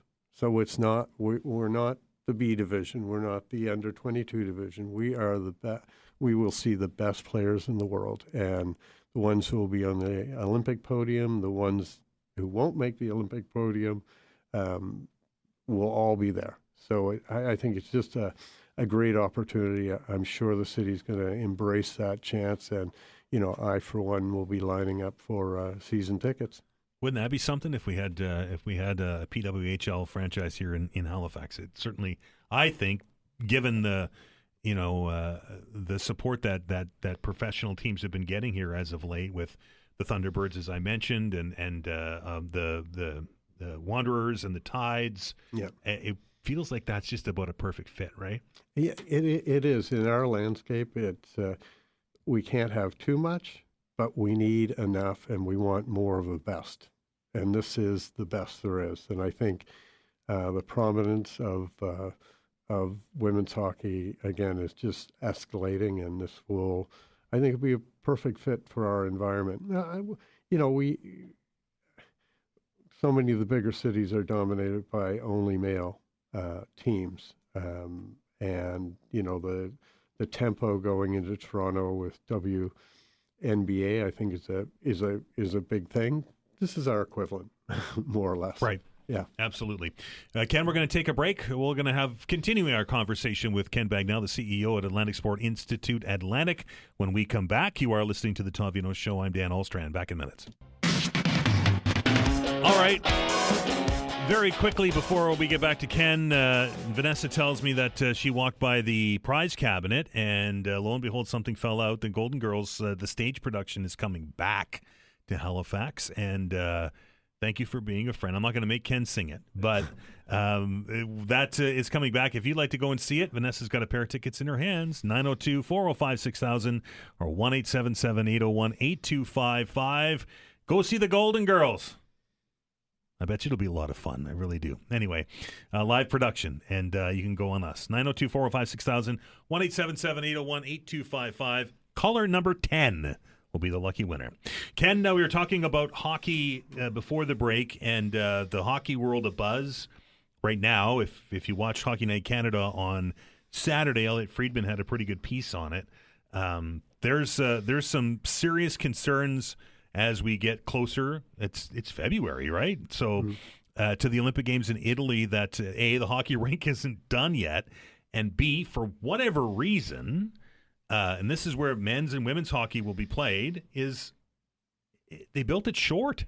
How does that happen? Yeah, I think there's blame to go around to a lot of people on that. For sure, the International Ice Hockey Federation would have had somebody side by side on the details of that rink. So to actually have that come out 2 months before is, I don't believe that. There's more at play than that. Maybe there's cutting some corners for expenses or speed of getting right, because it's facility been behind for a long time. Yeah, so I mean, unacceptable. On the other hand, got to deal with it. It is what it is, right? It is what it is. So, it's what, 2 or 3 feet short. It's not 200 feet because it's an NHL surface that they play on at the Olympic Games, which is still bizarre to me. But anyway, so what they'll do is, as I understand it, is they'll keep the offensive zones the same, the blue lines the same distance from the goal line essentially, but they're going to shrink the neutral zone so that they can make this work. Yeah, and so it will have an impact. Even smaller rink. One of the beauties of international hockey was the Olympic-sized rink to start off with. It's so much space out there. So much space for the creative people to do what they do so well. Now we're eliminating that even a little bit more, and for the sake of more seats and more revenue. So still going to be amazing quality, and this is a time when we're going to have the captain of the men's team, 2 other players on that men's team from Nova Scotia. We're going to have an assistant captain of the women's team from Nova Scotia. It's going to be a pretty amazing event for this part of the world. And when you think about it, again, when is this ever going to happen again? We'll be the backbone of the men's hockey team, local players who started in the minor hockey leagues in Cole Harbour or in Tassa, where they're from. And it's just incredible. And it does give you hope. Mind you, you shouldn't be false hope, but gives you hope that, if you work hard, you can. Doesn't matter where you're from. Doesn't matter where you're from.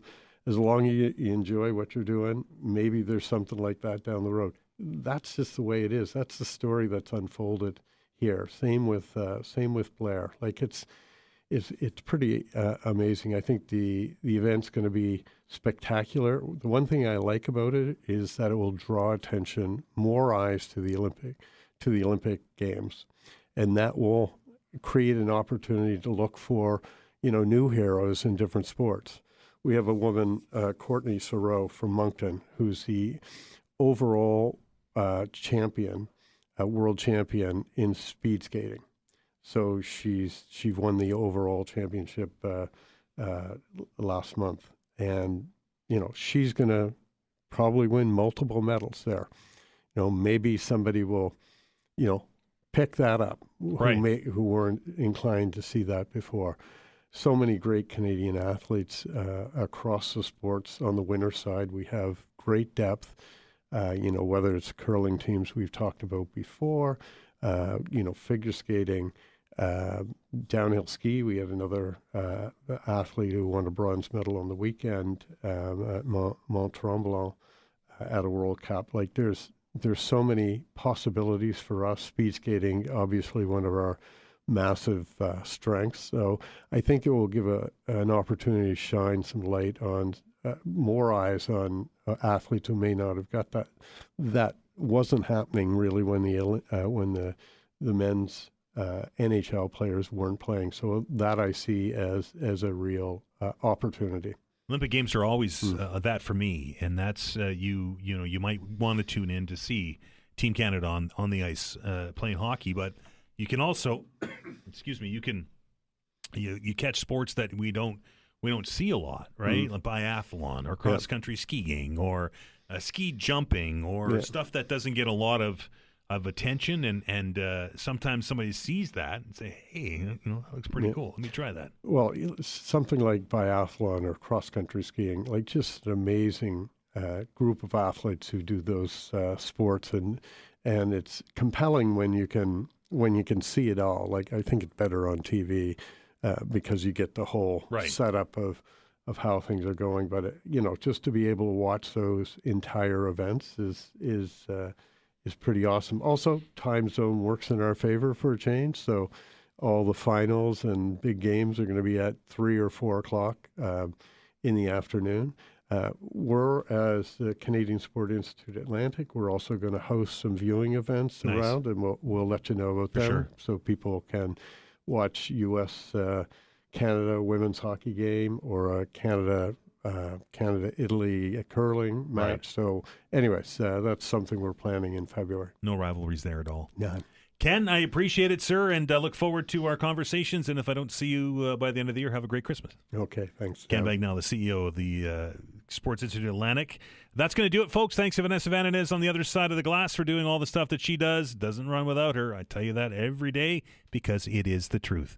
Get out there and enjoy some of the things that we have here in Nova Scotia. We are so lucky to live where we do, and we've got some of the best athletes in the world right here in our backyard. Can you imagine the top line at the Olympic Games, Team Canada, all from Nova Scotia? It could happen. Not likely, but it could. Have a great day, everyone. Be kind to one another.